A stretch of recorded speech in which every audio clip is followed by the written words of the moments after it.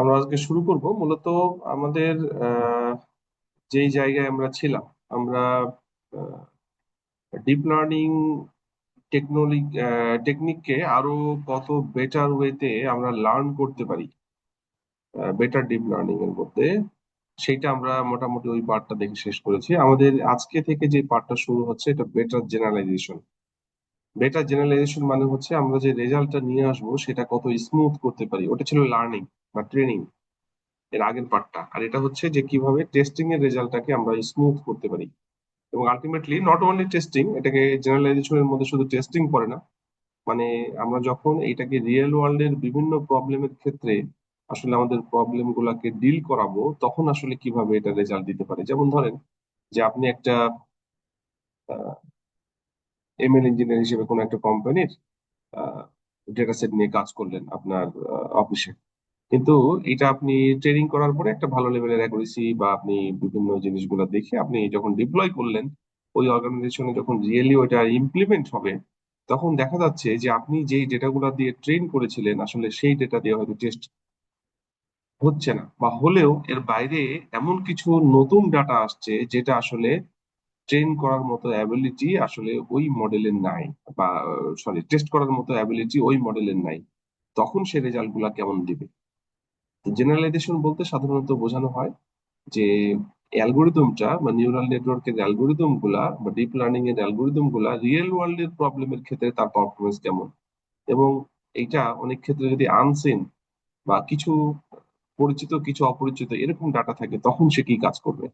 তো জেনারেলাইজেশনের মধ্যে আমরা এই জিনিসগুলো সাধারণত দেখি। মূলত আমরা সেই জিনিসগুলো নিয়েই আসলে কাজ করতে চাচ্ছি। বেটার জেনারেলাইজেশন আমাদের রিয়েল ওয়ার্ল্ডের প্রবলেমের ক্ষেত্রে আমরা আমাদের মডেলকে আসলে কিভাবে আরো ভালো কাজ করাইতে পারি সেটা নিয়েই মূলত এই পাঠ শুরু। এই পাঠে মোটামুটি 6 থেকে 7টার মতো চ্যাপ্টার আছে। প্রথম চ্যাপ্টারটা একটু থিওরিটিক্যাল, পরের গুলা হচ্ছে মানে ওভারভিউ নিয়ে কথাবার্তা বলা হচ্ছে প্রথম চ্যাপ্টারে, আর পরের চ্যাপ্টার গুলা হচ্ছে প্রত্যেকটাই আলাদা টেকনিক নিয়ে কথা বলছে এবং প্রত্যেকটারই আলাদাভাবে কোডিং এর মধ্যে আমরা যাব। তো আমরা আজকে 2টা চ্যাপ্টার দেখবো। প্রথমে যে থিওরিটিক্যাল চ্যাপ্টারটা আছে সেটা একটু দেখবো, তারপরে আমরা কোডিং এর মধ্যে চলে যাবো।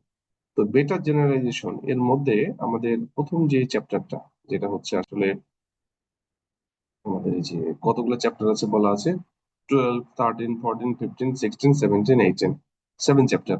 এর মধ্যে চ্যাপ্টার 20 যেটা বলছে how techniques that reduce model complexity have a regularisation effect.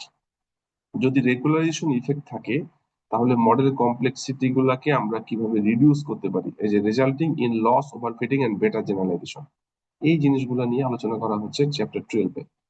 আর এইভাবে চ্যাপ্টার 13-এ হচ্ছে কিভাবে আমরা পেনাল্টি অ্যাড করতে পারি যেন লস ফাংশনটা আরো ঠিকঠাক মতো আমরা কাজ করিয়ে আমাদের বেটার জেনারেলাইজেশন ইফেক্ট ফেলে। এভাবে প্রত্যেকটারই কিন্তু আলাদা আলাদা করে একটা টপিক নিয়ে আলোচনা করা আছে এবং এক একটা চ্যাপ্টারে। তো আমাদের আজকের টার্গেট হচ্ছে চ্যাপ্টার 12 এবং চ্যাপ্টার 13। আমরা আজকে শুরু করি। তো চ্যাপ্টার 12 এর মধ্যে যেটা বলছে ফিক্স ওভারফিটিং উইথ রেগুলারাইজেশন। দেখেন, ওভারফিটিং কিন্তু খুব বড় ধরনের একটা প্রবলেম, আমরা কিন্তু সবসময় জানি।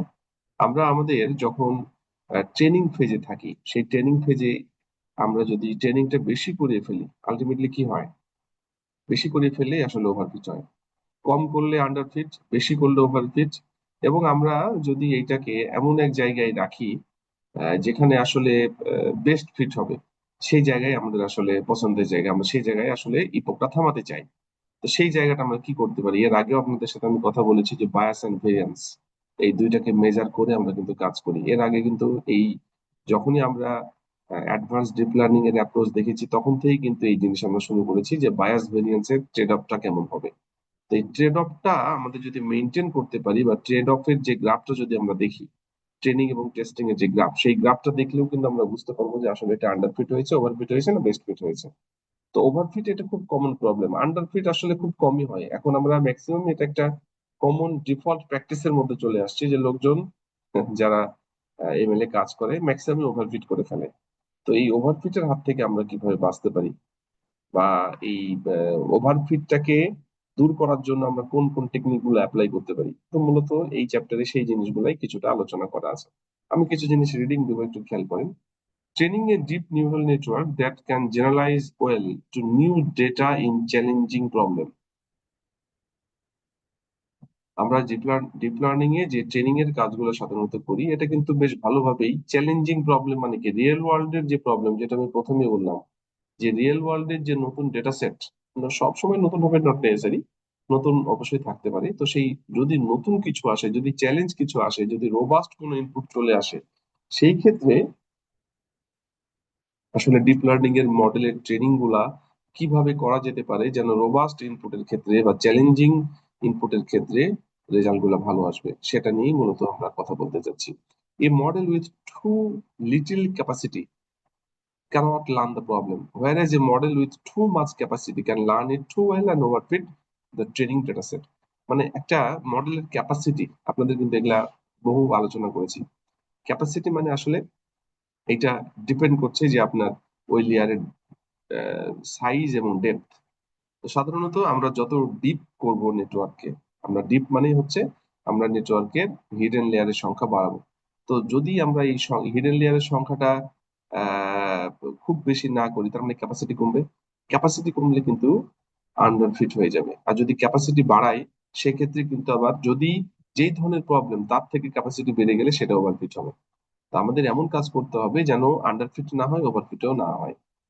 ঠিক আছে, দেখেন both case result in a model that doesn't generalise well.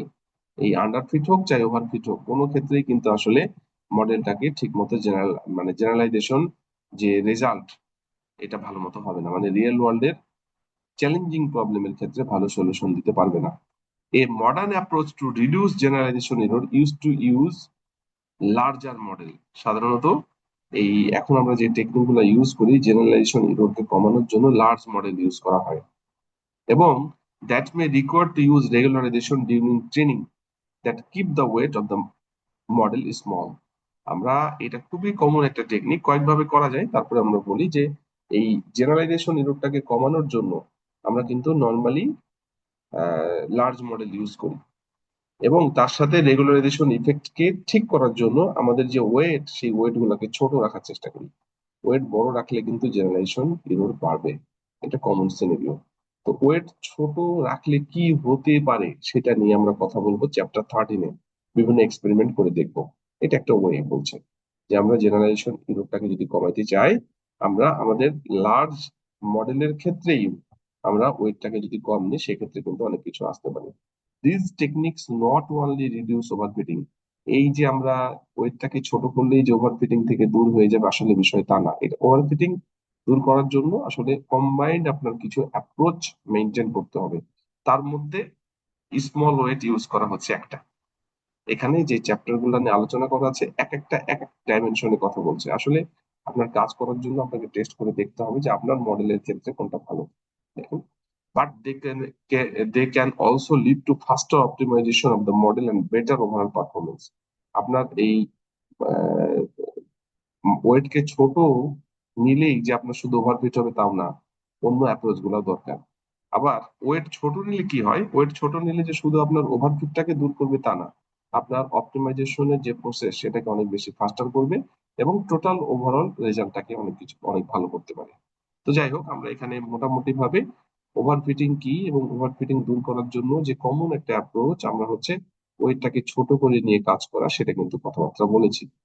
এবং ওয়েট ছোট করলে আমাদের শুধুমাত্র ওভারফিটিং ই করবে না, কমাবে না, আমাদের হচ্ছে অপটিমাইজেশনের যে সময় সেটাকে কমিয়ে ফেলবে, টোটাল পারফরমেন্সটাকে আসলে ইনক্রিজ করার চেষ্টা করবে। তো এই চ্যাপ্টারটা দেখার পর আমরা যে জিনিসগুলো মোটামুটি দেখার চেষ্টা করবো, underfit can easily be address by increasing the capacity of the network, but overfitting requires the use of specialization technique. Underfit আসলে দূর করা খুব সহজ। আন্ডারফিট হচ্ছে আপনি বেশি করে ইপক চালিয়ে দিলেন ট্রেনিং এর সময়, আন্ডারফিট উইল বি রিডিউসড, আন্ডারফিট দূর হয়ে যাবে বা রিমুভড। বাট ওভারফিটিং এর জন্য আসলে কিছু আপনাকে অ্যাপ্রোচ অ্যাপ্লাই করতে হবে, কিছু স্পেশালাইজ টেকনিক আছে সেটা আমরা অ্যাপ্লাই করবো। তো যাই হোক, দেখা যাক কি। আরেকটা হচ্ছে regularisation methods like weight decay provide an easy way. আমরা যদি ওয়েটটাকে ডিকে করে দিই, ওয়েটটাকে ছোট করে ইউজ করি to controlling overfitting for large neural network model, যেটা এখানে আলোচনা করা হলো যে আমাদের নিউরাল নেটওয়ার্কের মডেল লার্জ, কিন্তু ওয়েট গুলোকে যদি আমরা ছোট করি সেটা কিন্তু আমাদের ওভারফিটিং কমাইতে পারে, রেগুলারাইজেশনের ইফেক্ট ঠিক রাখতে পারে। ঠিক আছে। এই modern recommendation for regularisation is not use early stopping. অনেকে কিন্তু আমরা এই কাজটা করি, খুবই কমন, যে আমরা কত ইভোকে রাখবো সেটাকে আর্লি স্টপিং ইউজ করে থামিয়ে দিই। এই আর্লি স্টপিংটা কি? আমরা যেমন হচ্ছে একটা লার্নিং এবং ভ্যালিডেশন গ্রাফ দেখে কিন্তু অটোমেটিকলি কোথায় থামবে হবে বেস্ট ফিটের সেই জায়গায় আমরা কিন্তু টেস্ট করে করে ম্যানুয়ালি বসাই। আমাদের এই জেনারেলাইজেশনের মধ্যে একটা পয়েন্ট আমরা একটা চ্যাপ্টার দেখবো যে আর্লি স্টপিং এর চ্যাপ্টার, সেটা অটোমেটিক্যালি কিন্তু মেশিনই থামাই দিতে পারে।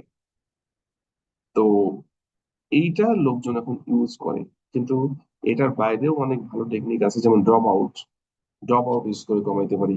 ওয়েট কনস্ট্রেইন্ট, আমরা ওয়েটের ভ্যালু কত রেঞ্জের মধ্যে রাখবো সেটা ঠিক করতে পারি। কত ওয়েট দিয়ে শুরু করব, ছোট ওয়েট দিয়ে সেটাও করতে পারি। মানে আসলে এই ওভারফিটিং দূর করার জন্য, এই রেগুলারেশন ইফেক্ট কমানোর জন্য আমরা এই কম্বাইন্ড অ্যাপ্রোচ গুলা লাগবে। তো এই চ্যাপ্টারে মূলত সেগুলো নিয়ে কথাবার্তা বলা হচ্ছে। দেখেন, problem of model generalization and overfitting. Overfitting এর তো আমরা প্রবলেম জানি। ওভারফিটিং মানেই হচ্ছে আমাদের ট্রেনিং ডেটা সেটকে বেশি লার্ন করানো হয়ে যায়। বেশি লার্ন করলে কি হবে, আসলে ট্রেনিং ডেটা সেটের মতো সে হ্যাবিচুয়েটেড হয়ে পড়বে।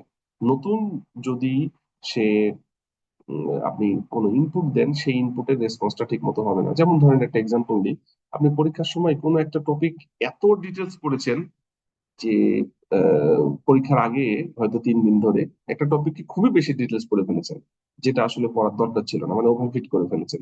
এরপরে পরীক্ষার হলে ঠিক অন্য টাইপের একটা কোশ্চেন আসলো, আপনার কিন্তু চিন্তা ভাবনা ওই কোশ্চেনের দিকে ঘুরপাক খাবে, এবং আপনি হচ্ছে যেটা পড়াশোনা করেছেন ওভারফিট হয়ে আছে ওটার উপরে বেস করে অ্যান্সার দেবেন। ঠিক একইভাবে আমাদের লার্নিং এবং টেস্টিং, আপনি যেমন পড়াশোনা করলেন এটা লার্নিং, আর পরীক্ষার সময় যেটা বসলেন সেটা টেস্টিং। কারণ পরীক্ষার সময় যে আননোন কোশ্চেনটা এসেছিল আপনি সেটাকেও কিন্তু আপনার ওই যেটার মধ্যে আপনি বেশি এমফাসাইজ করেছেন সেটার মধ্যে আপনি অ্যান্সার দেওয়ার চেষ্টা করছেন। তো ঠিক একইভাবে আপনি একটা মডেলের ট্রেনিং যদি খুব বেশি হয়ে যায়, আলটিমেটলি যে ডেটা সেট নিয়ে আপনি কাজ করছেন সেই ডেটা সেটের উপরে এমফাসাইজ এত বেশি হবে যে আপনার টেস্টিং এর সময় আননোন কিছু আসলে চেষ্টা থাকবে সবসময় ওর মধ্যেই কিছু একটা করার। আলটিমেটলি সেটা কিন্তু আসলে ডেটা সেট স্পেসিফিক আউটপুট দেওয়ার চেষ্টা করবে, ওর বাইরে যাওয়ার আসলে সুযোগ থাকবে না। মানে ওপেনলি সে সবকিছু চিন্তা করবে, এই চাপটা আসলে কমে যাবে। এই কারণেই কিন্তু আসলে ওভারফিটিং প্রবলেম তৈরি করতে পারে এবং জেনারেলাইজেশন এররকে বাড়ায় দিতে পারে। ঠিক আছে। তো এই জেনারেলাইজেশন ইফেক্ট কিভাবে কমাইতে পারি, মানে জেনারেলাইজেশন এবং ওভারফিটিং কে কিভাবে দূর করতে পারি এই জেনারেলাইজেশন এররকে কমানোর জন্য, সেটা নিয়েই মূলত এই চ্যাপ্টারটা বলা আছে। তো প্রবলেমটা কি সেটা কিন্তু অলরেডি আমি বলেছি। প্রবলেম ওভারফিটিং হলে জেনারেলাইজেশন এরর বাড়বে, জেনারেলাইজেশন এরর বাড়লে আপনার সিস্টেমের পারফরমেন্স কমবে। এখানে বিভিন্ন ভাবে এই জিনিসগুলো লেখা আছে। তো সাধারণত 3টা কেস হয়, অলরেডি বলেছে। একটা হচ্ছে আন্ডারফিট, যেটাতে আসলে লার্নিং কম হয়ে যায়। ওভারফিট, যেটাতে লার্নিং বেশি হয়ে যায়। ও আন্ডারফিট হলে কি হবে, লার্নিং কম, আরো নলেজ দরকার ছিল। ওভারফিট মানে নলেজ আরো বেশি হয়ে গেছে কোন একটা পার্টিকুলার জায়গায়, অন্য প্রবলেম গুলাকেও সে ওইটা দিয়ে জাজ করার চেষ্টা করছে। ওভারফিট। গুড ফিট, গুড ফিটটা হচ্ছে আসলে আন্ডারফিটও না ওভারফিটও না, এটা এমন একটা জোন যে জায়গায় আপনার হচ্ছে রেজাল্ট একবারে অপটিমাম রেজাল্ট দিবে, যেটা হওয়া উচিত সেটাই দিবে। এবং এই কাজগুলো আমরা কি করি, এই যে লেখা আছে বায়াস ভেরিয়েন্স ট্রেড অফ দিয়ে কিন্তু সেগুলোকে মেনটেন করার চেষ্টা করি। আপনি জানেন আমি কয়েকবার দেখিয়েছি। তো বায়াস ভেরিয়েন্স ট্রেড অফ এটা যদি মেনটেন করতে পারি তাহলে আমাদের জন্য খুব ভালো। এবং এটা শুধু মেনটেন করলেই হবে না, এটা মেনটেন করার জন্য আপনি একটা গ্রাফ নিলেন, গ্রাফ দেখেই বুঝতে পারছেন যে আমি এখানে থামবো, বিষয়টা তা শুধু না। এর ভেতরে আপনি ওই গ্রাফটাকে কত বায়াস আর ভেরিয়েন্স কে ট্রেড অফ করতে পারেন তার জন্য বেশ কিছু মেকানিজম আছে। সেই মেকানিজম গুলা নিয়েই আমরা কথাবার্তা বলবো। ঠিক আছে।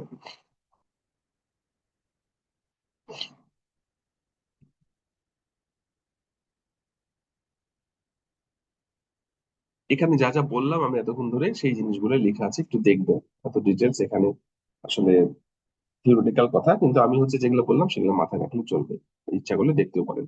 দেখেন এরপরের যে টপিকটা বলছে reduce overfitting by কন্ট্রেনিং complexity.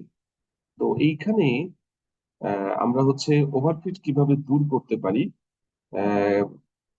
কমপ্লেক্সিটিকে constrain করে, এইটাই নিয়ে কথা বলছে। There are two ways to approach an overfit model. আমরা দুইটা ওয়েতে আসলে ওভারফিট রিডিউস করতে পারি। দেখেন বলা আছে reduce overfitting by training the network on more examples. তার মানে কি, আমাদের ডেটা সেটে যদি আমরা ওই টাইপের যেটা টেস্টে আসবে এরকম চিন্তা করে আমরা যদি রোবাস্ট কোনো ইনপুট বা অবজারভেশন ডেটা সেটের সাথে আমরা ইনকর্পোরেট করতে পারি, সেক্ষেত্রে কিন্তু আমাদের রেজাল্ট ডেফিনেটলি ভালো হবে, রিডিউস ওভারফিটিং হয়ে যাবে, মানে ওভারফিট রিডিউস হয়ে যাবে। তার মানে আমাদের ট্রেনিং এ আরো বেশি ডেটা দিয়ে আমরা লার্ন করাতে পারলে খুব ভালো। এরপরে আরেকটা টেকনিক বলছে reduce overfitting by changing the complexity of the network. আমাদের নেটওয়ার্কের কমপ্লেক্সিটি যদি কমাইতে পারি, অনেক ক্ষেত্রেই কিন্তু আমাদের ওভারফিট রিডিউস হতে পারে। এই দুইটা টেকনিক সাধারণত জেনারেলি ইউজ করা হয়, মানে আমাদের নেটওয়ার্কের কমপ্লেক্সিটি কমানো, আর একটা হচ্ছে যে আমাদের ট্রেনিং এর সময় যে ডেটা সেট ইউজ করছি ওই ডেটা সেটের মধ্যে আরো ভেরিয়াস টাইপের, যেগুলা সাধারণত টেস্টিং এর সময় আসতে পারে রোবাস্ট ইনপুট, সেগুলাকে আমরা অ্যাড করতে পারলে ভালো হয়। এই দুটো মেজর, হ্যাঁ, এই দুটোর উপরে বেস করেই কিন্তু আমরা আসলে বিভিন্ন কাজ করতে পারি।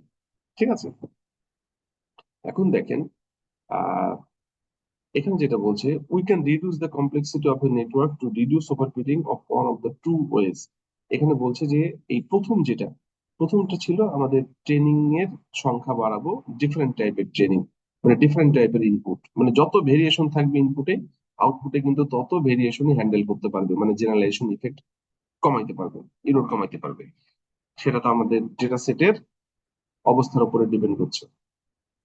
আর দ্বিতীয় হচ্ছে যে যখন আপনি ওভারফিট রিডিউস করবেন, মডেলের কমপ্লেক্সিটি কমানোর কথা বলা হচ্ছে। এখন এখানে বলছে যে মডেলের কমপ্লেক্সিটি কমানোর জন্য আমরা কি করতে পারি। দুইটা ওয়ে এখানে বলছে।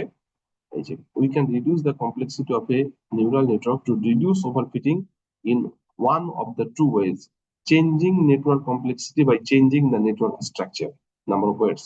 আমরা যদি নেটওয়ার্ক স্ট্রাকচারটাকে কমিয়ে ফেলতে পারি, যেমন ধরেন হিডেন লেয়ারের সংখ্যা কমাতে পারি, অথবা হিডেন লেয়ারের নোড সংখ্যা কমাতে পারি, বা আমরা অনেক ক্ষেত্রে লার্নিং করার সময় আমরা ড্রপ আউট করি, সেক্ষেত্রে কিন্তু কিছু কিছু কানেকশন আসলে কাজ করে না, মানে ভ্যালু জিরো হয়ে যায় ওটা। তো সেইটা একটা ওয়ে হইতে পারে। সেকেন্ড ওয়ে কি হইতে পারে, change network complexity by changing the network parameter. আমরা যে ওয়েট গুলো ইউজ করছি সেই ওয়েটের ভ্যালু কম করে ইউজ করলে আমাদের রেগুলারাইজেশন ইফেক্টটা কমবে আসলে। তো আমরা কমপ্লেক্সিটির ক্ষেত্রে আমরা তো বিভিন্ন সাইজ কমাবো আসলে, আমাদের হিডেন লেয়ারের সংখ্যা, হিডেন লেয়ারের নাম্বার অফ নোড। এবং দ্বিতীয়টা হচ্ছে যে আমরা যে ওয়েট গুলো ইউজ করছি সেই ওয়েটের ভ্যালু যদি কমাইতে পারি, সেটা একটা কাজ হতে পারে। তো এখানে আসলে বিভিন্ন ভাবে বলার চেষ্টা করছি যে আমরা আসলে ওভারফিট কিভাবে রিডিউস করতে পারি। একটা হচ্ছে ডেটা সেটে ভেরিয়েশন তৈরি করে বিভিন্ন টাইপের ইনপুট দিয়ে। সেকেন্ড হচ্ছে আমরা নেটওয়ার্কের কমপ্লেক্সিটি যদি কমাই ফেলতে পারি, সেটা হতে পারে। কমপ্লেক্সিটি কমানোর জন্য আমরা নেটওয়ার্কের স্ট্রাকচার কমাই ফেলতে পারি বা রিডিউস করতে পারি, এবং তার সাথে আমরা যদি ওয়েটের ভ্যালু গুলোকে কমিয়ে দিই, সেটা করতে হতে পারে। ঠিক আছে। এই হচ্ছে মোটামুটি ভাবে ওয়ে। আমরা এখন এইটা নিয়ে আসলে কি কাজ করা যেতে পারে সেটা বলবো। এখানে বেশ কিছু জিনিস আছে, একটু দেখবেন। এখানে যেটা বলছে দেখেন, যে regularisation model for neural network, neural নেটওয়ার্কে আমরা যে রেগুলারাইজেশন ইরোরটাকে কমাতে চাই, আমাদের ওভারফিট হচ্ছে, সেই কারণে রেগুলারাইজেশন ইফেক্ট বাড়ছে, তার মানে রেগুলারাইজেশন ইরোরটা বাড়ছে, রেগুলারাইজেশন ইরোরকে কমাইতে হবে। তো কমানোর জন্য আমরা কি করতে পারি, বেশ কিছু টেকনিক আছে। একটা হচ্ছে প্রথমেই যেটা বলা হচ্ছে ওয়েট রেগুলারাইজেশন। ওয়েট রেগুলারাইজেশন মানে হচ্ছে analyze the model during training based on the magnitude of the weight। আমরা এই ওয়েট রেগুলারাইজেশন টেকনিক অ্যাপ্লাই করতে পারি। ওয়েট রেগুলারাইজেশনটা কি? ওয়েট রেগুলারাইজেশন এইটা আপনাদের, যদি আপনার ট্র্যাডিশনাল অ্যালগোরিদম পড়ে থাকেন, এটা রিজ, ল্যাসো, ইলাস্টিক নেট, ওইখানে কিন্তু আমরা ওয়েট রেগুলারাইজেশন করেছিলাম। ওই টেকনিক গুলা এর সাথে যুক্ত হবে, এবং মূলত আমরা ওইখানে যেমন হচ্ছে রিজ, ল্যাসো, ইলাস্টিক নেটে যেভাবে ওয়েট রেগুলারাইজেশন করেছিলাম, এখানে কিন্তু আমরা সেই সেম টেকনিকটা ইউজ করব, এবং এইটার জন্য আমরা একটা টিউটোরিয়াল দেখবো। এই টিউটোরিয়াল চ্যাপ্টার 13 আমরা আসছি পরে, হ্যাঁ। তো ওয়েট রেগুলারাইজেশন একটা টেকনিক হতে পারে, এটা চ্যাপ্টার 13 আলোচনা করা আছে। আমরা যেটা বলছিলাম যে যে আমরা নিউরাল নেটওয়ার্ক বা ডিপ লার্নিং এর মডেল গুলাকে যদি রেগুলারাইজেশন ইরোর কমাতে চাই, তাহলে ডেফিনেটলি আমাদের কিছু টেকনিক অ্যাপ্লাই করতে হবে, যে টেকনিক গুলো আমার জেনারেলাইজেশন ইরোর কমাবে। তো তার জন্য একটা হচ্ছে ওয়েট রেগুলারাইজেশন, মানে আমরা ওয়েট এর উপরে কাজ করব, ওয়েট গুলাকে ছোট করার চেষ্টা করব। কিভাবে? ওয়েট রেগুলারাইজেশনের মাধ্যমে। এটা চ্যাপ্টার 13 আলোচনা করা আছে, আমরা দেখবো আজকে। সেকেন্ড হচ্ছে অ্যাক্টিভিটি রেগুলারাইজেশন কি বলে দেখেন, প্যালানাইজ the Analyze the model during training based on the magnitude of the activation. Activation ফাংশনের উপরে যদি আমরা কাজ করতে পারি, অ্যাক্টিভেশন রেগুলারাইজেশনের উপরে, তখন কিন্তু একটা রেজাল্ট আসবে। সেটা চ্যাপ্টার 14 আলোচনা করা আছে। Weight constrain, constrain the magnitude of the weight to be within the range or below a limit. আমরা একটা রেঞ্জের মধ্যে যদি ওয়েট গুলাকে রাখতে পারি, সেক্ষেত্রেও কিন্তু ওয়েট বাড়ার সুযোগ কমে যাবে, সেটা একটা হতে পারে। চ্যাপ্টার 15 আলোচনা করা আছে ড্রপ আউট। আমরা তো জানি ড্রপ আউট খুবই কমন, এর আগেও দেখে আসছি। আমরা হচ্ছে লার্নিং করার সময় আমরা হচ্ছে নোডের কানেকশন গুলাকে আমরা কিছুটা কমিয়ে ফেলতে পারি। নোডের কানেকশনটাকে কিছুটা কমাইলে আমার লার্নিংটা অনেক বেশি স্টেবল হবে। এটা কি বলা হচ্ছে ড্রপ আউট। নয়েজ, আমরা অনেক ক্ষেত্রে স্ট্যাটিস্টিক্যাল নয়েজ আমরা ইনপুটের সাথে যোগ করতে পারি, এটাও একটা ওয়ে হতে পারে। আর্লি স্টপিং, আমাদের ওভারফিটিং যেন না হয়, এটা খুবই কমনলি ইউজ হয়। এটা প্রায় সবাই ইউজ করে ডিপ লার্নিং এ, যে আমাদের বায়াস ভেরিয়েন্স ট্রেড অফ একটা লেভেল পর্যন্ত যাওয়ার পরে আর যখন দরকার হবে না, তখন অটোমেটিক্যালি সিস্টেমই হচ্ছে আর্লি স্টপিং এর মাধ্যমে সেটাকে থামিয়ে দিবে। তো এইটাও আমরা কিন্তু করতে পারি। এখানে যে মেথড গুলো বলা আছে, যেমন দেখেন ওয়েট রেগুলারাইজেশন চ্যাপ্টার 13, চ্যাপ্টার 14 এ অ্যাক্টিভিটি রেগুলারাইজেশন, চ্যাপ্টার 15 এ ওয়েট কনস্ট্রেইন্ট, চ্যাপ্টার 16 এ ড্রপ আউট, চ্যাপ্টার 17 এ নয়েজ, আর চ্যাপ্টার 18 এ আর্লি স্টপিং। এই জিনিসগুলা আমরা কিন্তু হচ্ছে একটা একটা করে দেখা শুরু করব। এইটাই হচ্ছে আসলে এই চ্যাপ্টারে বলা ছিল যে আমরা কি করতে যাচ্ছি সামনে, এবং তারপরের চ্যাপ্টার গুলা কি। এই 6টা চ্যাপ্টারে 6টা ডিফারেন্ট টেকনিক নিয়ে কথা বলেছে, যেটা আমাদের আসলে রেগুলারাইজেশন ইফেক্টটাকে আসলে কমাবে, এবং আলটিমেটলি আমাদের জেনারেলাইজেশন এরকম কমাবে, আমাদের রেজাল্ট গুলাকে অনেক বেশি ভালো করে তুলবে। ঠিক আছে, তো এখানে এই যে রেগুলারাইজেশন রিকমেন্ডেশনের মধ্যে আসলে কি থাকবে, নর্মালি হচ্ছে আমরা এই কাজগুলা করব। তবে অবশ্যই আমাদের মডেলের উপরে বেস করে ডেটা সেট কিভাবে কাজ করছে, এই 6 ধরনের টেকনিক অ্যাপ্লাই করলে ডেফিনেটলি আমাদের রেজাল্ট অনেক ভালো আসবে। এখানে দেখেন কি করা যেতে পারে। আমরা এই যে রেগুলারাইজেশন যে ইফেক্ট, ওভারফিটিং যে হচ্ছে, এবং আলটিমেটলি আমাদের যে জেনারেলাইজেশন ইরোর বাড়ছে, সেটাকে কমানোর জন্য আমরা কি কি ইউজ করতে পারি। দেখেন এখানে বলছে some more specific recommendation include use early stopping and weight decay. এটা হচ্ছে ক্লাসিক্যাল টেকনিক। মোটামুটি এগুলাই ইউজ করা হয়, যে আর্লি স্টপিং ইউজ করা হয় এবং ওয়েট ডিকে ইউজ করা হয়, যেটা চ্যাপ্টার এরপরের চ্যাপ্টারে আছে, চ্যাপ্টার 13 আমরা দেখবো। এবং ওয়েট ডিকে কয়েকভাবে করা যায়, তার মধ্যে এখানে বলছে L2 রেগুলারাইজেশন দুই ভাবে হয়, একটা হচ্ছে L2 রেগুলারাইজেশন, একটা হচ্ছে L1 রেগুলারাইজেশন। তো এখানে ওয়ের L2 টাকে একটু বেশি প্রাধান্য দিচ্ছে, আমরা দেখবো। আবার দুটাকে মার্চ করেও করা যায়, L1 L2 একসাথে মার্চ করে করা যায়। তো যাই হোক, সাধারণত যেটা হয় ক্লাসিক্যাল টেকনিকের মধ্যে আর্লি স্টপিং ইউজ করা হয়, আবার L2 দিয়ে ওয়েট রেগুলারাইজেশন করে ওয়েটকে দিকে ইউজ করা যেতে পারে। আরেকটা টেকনিক ইউজ করতে পারা যায়, alternate use early stopping and added noise with weight constraint. Weight কনস্ট্রেইন্টের সাথে আপনি হচ্ছে নয়েজ অ্যাড করেও কাজ করতে পারেন, ক্লাসিক্যালও করতে পারেন, অল্টারনেট করতে পারেন। বাট মডার্নে মানে এখন যে টেকনিক গুলো ইউজ করা হয়, দেখেন আর্লি স্টপিং ইউজ করা হয়, ড্রপ আউট ইউজ করা হয়, এবং তার সাথে ওয়েট কনস্ট্রেইন্ট ইউজ করা হয়। আলটিমেটলি এই জিনিসগুলো আমাদের জানতে হবে। আর্লি স্টপিং আমরা দেখবো, ড্রপ আউট দেখবো, ওয়েট কনস্ট্রেইন্ট দেখবো। আমরা দেখি আস্তে আস্তে এই আজকে সবগুলা দেখার সুযোগ নাই, চ্যাপ্টার ওয়াইজ সবগুলা আছে। আগে কোন কোন চ্যাপ্টারে কি আছে আমি বলেছি কিন্তু, ঠিক আছে। তো এখন যেটা বলছে this recommendations would suit multilayer perceptron and convolutional neural network, মানে এই রিকমেন্ডেশন গুলা এমএলপি এবং সিএনএন মানে ডিপ লার্নিং এর যত মডেল আছে সব ক্ষেত্রেই কিন্তু কাজ করে। আর রিকমেন্ডেশন যদি আপনি রেকারেন্ট নিউরাল নেটওয়ার্ক হয়, সেক্ষেত্রে কি হতে পারে, এই যে some recommendation for recurrent neural network.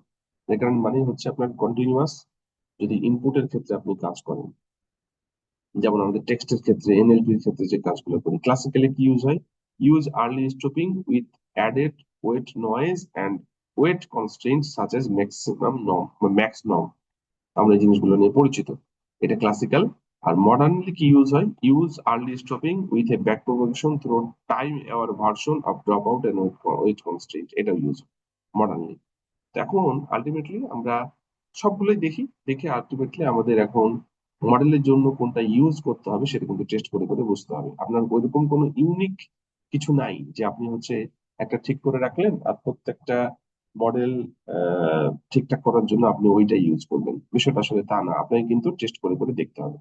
তো এই চ্যাপ্টারটা মোটামুটি ক্লিয়ার। এটা খুবই ছোট একটা চ্যাপ্টার ছিল, থিওরিটিক্যাল কনসেপ্ট যে আসলে আমরা ওভারফিটিং কিভাবে ফিক্স করব এবং রেগুলারাইজেশন ইফেক্টটাকে কমাবো, আলটিমেটলি আমাদের জেনারেলাইজেশন ইরর কিভাবে কমাইতে পারি।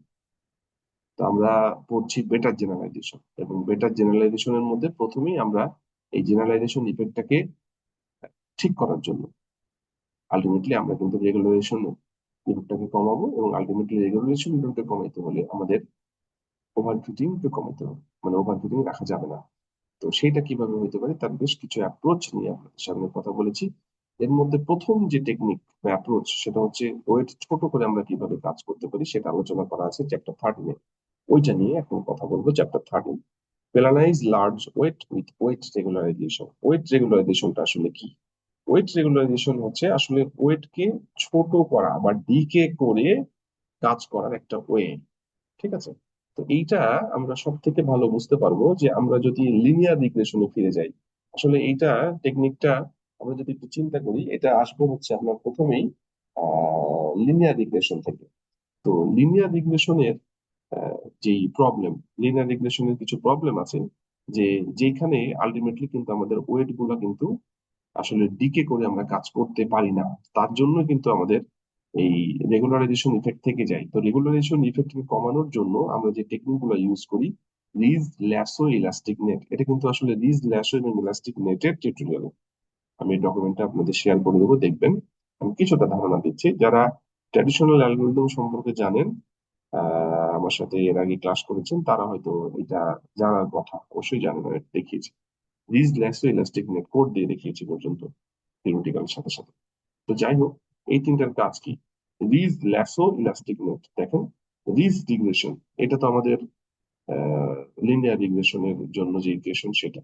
তো এইখানে আমি খুব সংক্ষেপে বলি, এটা হচ্ছে মূলত এই যে এইটা হচ্ছে প্যালান্টি স্ট্রেংথ। এটার ভ্যালু 0 থেকে 1 এর মধ্যে ভ্যারি করতে পারে।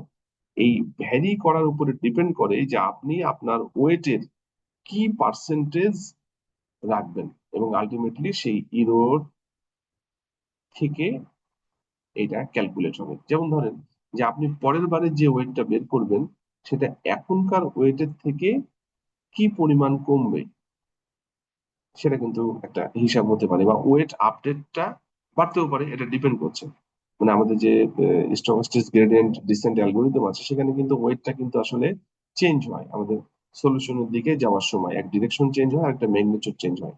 তো আমাদের এখানে যে কাজটা করা হচ্ছে যে ম্যাগনিটিউডকে আমরা আসলে কিভাবে কমাইতে পারি, এবং এই প্লাস মাইনাস দিয়ে কিন্তু ডিরেকশনটাও চেঞ্জ হবে। তো এইখানে আমাদের প্যালান্টির যে স্ট্রেংথ, সেটা মূলত এই আমাদের কি পার্সেন্টেজ আমাদের হচ্ছে ওয়েটের সাথে যুক্ত হবে, এবং আলটিমেটলি আমাদের ইরোরের সাথে ক্যালকুলেট হয়ে ওয়েটের সাথে কিন্তু আসলে যুক্ত হবে। তো সেটা কি পার্সেন্টেজ, সেটা কিন্তু আমরা এখানে প্যানাল্টি টার্ম, এই যে গামা দিয়ে কিন্তু হচ্ছে, সরি, ল্যামডা দিয়ে আমরা কিন্তু রিপ্রেজেন্ট করবো। 0 থেকে 1 এর মধ্যে আসবে এইখানে। দেখেন, এক্সাম্পল দিয়ে বলা আছে কিভাবে হতে পারে। তো ল্যাসো রিগ্রেশন, লিজ লিজ রিগ্রেশন, আরেকটা হচ্ছে ইলাস্টিক নেট। তো এখানে আমরা যদি একটু দেখি, এখানে আছে আমাদের আলোচনাগুলা। আমরা ওয়েটকে আসলে প্ল্যানাইজ কিভাবে করতে পারি, সেটা নিয়ে আমরা কথা বলবো। তো এখন এইখানে এটা বোঝার জন্য ঠিকঠাক মতো আমরা একটা টিউটোরিয়াল দেখার চেষ্টা করবো। Paralyze large weight with weight regularization. Weight regularization হচ্ছে একটা টেকনিক যেটা আসলে ওয়েটের ট্রিটমেন্টের জন্য কাজে লাগে। আমরা এই যে লার্জ ওয়েট গুলাকে কিভাবে ওয়েট রেগুলারেশন দিয়ে আসলে স্মল ওয়েটে কনভার্ট করতে পারি, এবং স্মল ওয়েটে কনভার্ট করলে আমাদের জেনারেলাইজেশন ইফেক্টটা কমবে বা ওভার ফিটিং এর হাত থেকে আমরা দূরে থাকবো। সেটা কিভাবে করতে পারি সেটা নিয়ে কথাবার্তা বলা হচ্ছে। ওয়েট রেগুলারাইজেশনটা কি? এটা মূলত কাজই হচ্ছে paralyze large weights. In machine learning, আমি একটু পড়ে শোনাই তাহলে বুঝতে সুবিধা হবে। Weight regularization is a technique use to reduce overfitting by discouraging the model from relying too heavily of any single input feature. এখানে ওয়েট রেগুলারাইজেশনটা এমন ভাবে করা হয় যেন আসলে আপনার রেগুলারাইজেশন ইফেক্টটা কমে। এবং এইটা মূলত ওভারফিটিংটা আসলে দূর করে কিভাবে দেখেন। আইডিয়াটা হচ্ছে if weight in a neural network or regression model becomes very large, ওয়েটের ভ্যালু যদি লার্জ হয়, it means the model is fitting the training data too aggressively. যদি লার্জ ওয়েট হয় তাহলে আলটিমেটলি কি হয়, তাহলে সলিউশনের দিকে খুব দ্রুত যেতে চাইবে, যেটা অনেক ক্ষেত্রেই কিন্তু ঝামেলা তৈরি করতে পারে। যদি খুব কমপ্লেক্স প্রবলেম হয়ে যায় সেক্ষেত্রে যদি ওয়েটের মানে ওয়েটটা বেশি হয়, আলটিমেটলি সলিউশনের দিকে যদি দ্রুত যেতে চাই ভুল সিদ্ধান্ত আসবে এবং আলটিমেটলি রেজাল্ট কিন্তু ভুল আসতে পারে। To prevent this we add a penalty term to the loss function that grows when weights are large. Weight কিন্তু আসলে ডিপেন্ড করে লসের উপরে, যেমন আমরা এখানে যে রিজ এবং ল্যাসো রিগ্রেশন দেখলাম, এই ওয়েট কিন্তু হচ্ছে আসলে ইরোডের উপরে ডিপেন্ডেন্ট। এখন যদি আমরা ইরোডের উপরে কাজ করাই, এই প্যালান্টি টার্ম অ্যাড করি, যেমন দেখেন টু প্রিভেন্ট দিস, আমরা এটাকে ঠিকঠাক করার জন্য উই অ্যাড এ প্যালান্টি টার্ম, আমরা যদি প্যালান্টি টার্ম অ্যাড করি লস ফাংশনের সাথে, এবং তাহলে এই লস ফাংশনটাই কিন্তু আমাদের ওয়েটটাকে আসলে পুরো যে বড় আকারের ওয়েট জেনারেট হতো বা বড় আকারের ওয়েট পরবর্তী স্টেপে জেনারেট হবে সেটাকে আমরা কমিয়ে ফেলবে। আলটিমেটলি সেভাবে আমরা কিন্তু ওভারফিটিংটাকে রিডিউস করতে পারি। দেখেন এখানে দুইটা ওয়েতে করা যেতে পারে, একটা হচ্ছে L2 রেগুলারাইজেশন আর একটা হচ্ছে L1 রেগুলারাইজেশন। L1 রেগুলারাইজেশন হচ্ছে, এটাকে বলা হচ্ছে রিজ, এর আগে এখানে যেটা বললাম রিজ ল্যাসো। L2 হচ্ছে রিজ, আর L1 রেগুলারাইজেশন এটাকে বলা হচ্ছে ল্যাসো। ল্যাসো মানে হচ্ছে L1, রিজ মানে হচ্ছে L2। কি হয় দেখেন, L2 তে কি হয়, এই যে এই ইকুয়েশনটা তৈরি হয় দেখুন, এটাকে এল নিউ মানে এটা কিন্তু error, sorry sorry error, error মানে লস ফাংশন, লসের এল আসছে, নতুন লস কি হবে, এখন যে লসটা আছে সেই লস প্লাস ল্যামডা, আর এটা হচ্ছে ওয়েটের স্কোয়ার দিয়ে সামেশন। এইটা করলে কি হবে, এটা কিন্তু এই টার্মটা পুরাটাই কিন্তু হচ্ছে প্ল্যানারাইজ হচ্ছে, এই যে penalize the paralyze the square of the weights. এখানে আমরা হচ্ছে এই যে ওয়েটের স্কোয়ার গুলা নিচ্ছি, ল্যামডা এটা হচ্ছে আসলে প্যালান্টি টার্ম। তো প্যালানাইজ যখন আমরা করছি আলটিমেটলি এই প্যালান্টি টার্মের সাথে আমরা হচ্ছে ওয়েটের যে ওয়েট গুলো আছে ওয়েটের স্কোয়ার করে সামেশন করছি। আলটিমেটলি কি হবে, আমার এইখানে কিন্তু লসটা আসলে সহজে কিন্তু কমবে না। লস যদি সহজেই কমে যায় তাহলে কিন্তু খুব দ্রুত, লসের উপরে ডিপেন্ড করছে কিন্তু ওয়েটটা কত দ্রুত কনভার্জ হবে। লস যদি বেড়ে থাকে তাহলে আলটিমেটলি কি হবে, ওয়েট কিন্তু দ্রুত বাড়তে পারবে না। লস যদি কম হয় তাহলে আলটিমেটলি দ্রুত ওয়েট বেড়ে আপনার সলিউশনের দিকে চলে যাবে। ওই জন্য আমরা এখানে এই লস টার্মটাকে একটু বড় করার চেষ্টা করছি। দেখেন এখানে আলটিমেটলি কিন্তু ওয়েট সহজে যেন বাড়তে না পারে, ঠিক আছে। যেমন দেখেন এখানে যে ইরোর বা লস, লস যদি বাড়ে আলটিমেটলি কি হবে, এটা কিন্তু সহজে বাড়তে পারবে না। নেক্সট টাইমের ওয়েট কারেন্ট টাইমের থেকে যদি লসটা বাড়তে থাকে তাহলে এটা বিয়োগ, বাড়তে থাকে বলা ঠিক না, যদি বেড়ে থাকে তাহলে নেক্সট টাইমের ওয়েট হবে কারেন্ট টাইমের ওয়েট মাইনাস ইরো, এর সাথে কিছু ফ্যাক্টর আছে।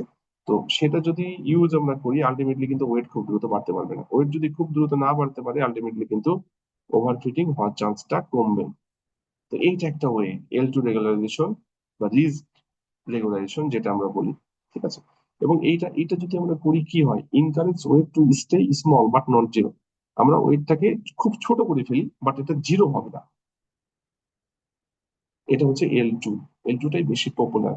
L1টা কি, L1টা হচ্ছে penalise the absolute value of weight. এখানে জাস্ট একই জিনিস L2 এর মতো, শুধু এখানে স্কোয়ার ছিল, এখানে হচ্ছে absolute value. Definitely absolute value যখন আমরা করব তখন এইটা এই যে pushes some weight to exactly zero, কোনো কোনো ওয়েটকে জিরোর কাছাকাছি নিয়ে যাবে। এই দুইটা হলো, আপনি দুইটা ইউজ করে দেখতে পারেন আপনার সিস্টেমে, তবে L2টা একটু বেশি ইউজ হয়, কেননা ওয়েট জিরো হয়ে গেলে তো আসলে ওই লাইনের আর কোনো কাজই থাকবে না। এই কারণে L2টা জিরো করে না কিন্তু জিরোর কাছাকাছি নিয়ে যেতে পারে, ঠিক আছে। ওই কারণে L2টা বেশি ইউজ হয়। L2 হচ্ছে আসলে রিজ আর L1 হচ্ছে ল্যাস। আবার আমরা কোনো কোনো ক্ষেত্রে যেটা করি সেটা হচ্ছে ইলাস্টিক নেটের ক্ষেত্রে আমরা কম্বাইন L1 এন্ড L2 এই দুটাকে আসলে একসাথে কম্বাইন করে কাজ করি, this is call elastic net. এখন দেখেন এইখানে কি বলছে এই টার্মটা important. Adding the penalty to the loss function, আমরা যখন এই প্যানাল্টিটাকে লস ফাংশনের সাথে অ্যাড করব, lets the optimizer automatically find the best trade off between accuracy and model simplicity. আমরা এই প্যানাল্টি টার্মকে যখন লস ফাংশনের সাথে যোগ করছি এবং লস ফাংশনটার উপরে বেস করছে, খেয়াল করেন, আমরা যখন প্যানাল্টি টার্মটাকে লস ফাংশনের সাথে সামেশন করছি নেক্সট টাইমে লস ফাংশনের জন্য, তাহলে কি হচ্ছে, এই লস ফাংশনের উপরে ডিপেন্ড করে ওয়েট, নতুন ওয়েট জেনারেট হবে।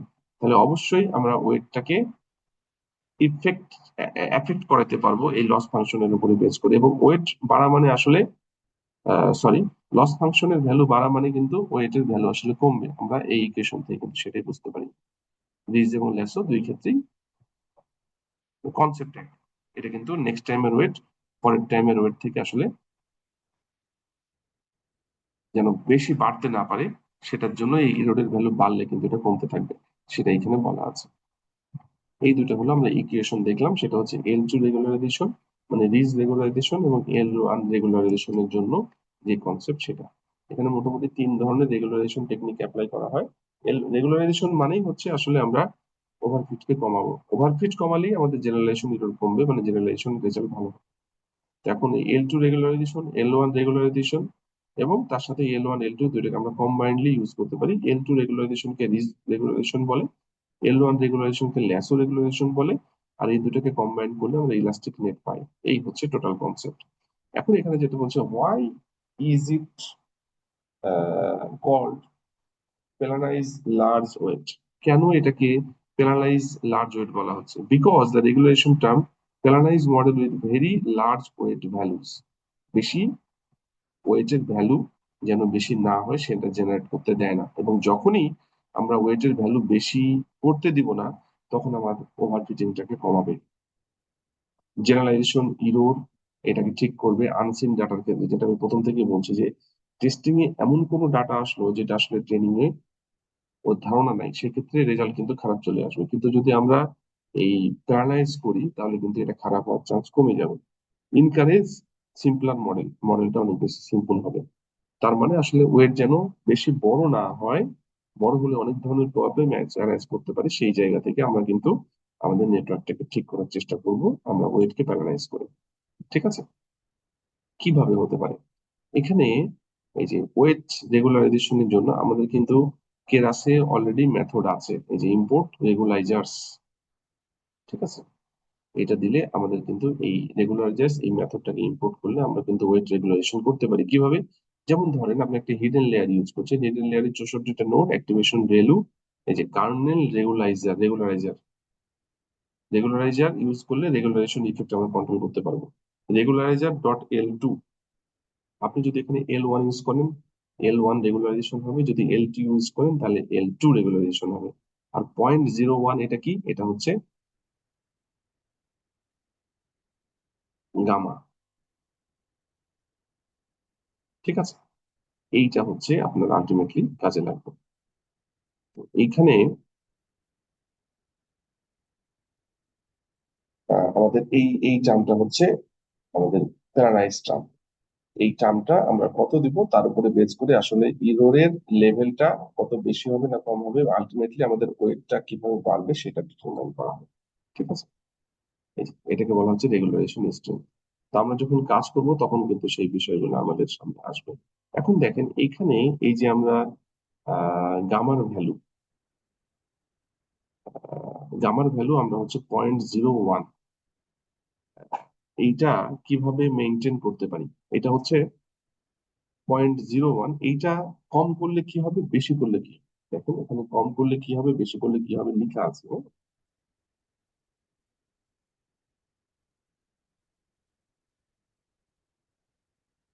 এখানে যদি ভ্যালুটা 0.001 হয় তাহলে কি হতে পারে? 0.001 হলে weak penalty, weights can still grow large, আমাদের এই ইকুয়েশনে এই জায়গায়,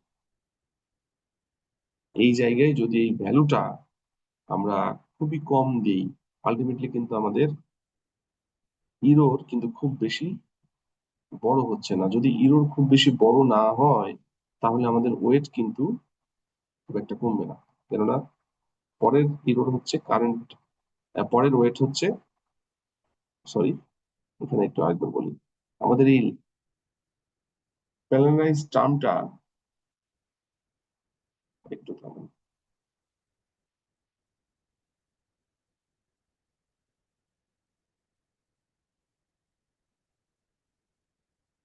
এখানে এইটা এইটা আসলে, সরি, একটা জিনিস ভুল করেছে, এটা গামা না, এটা তো ল্যামডা।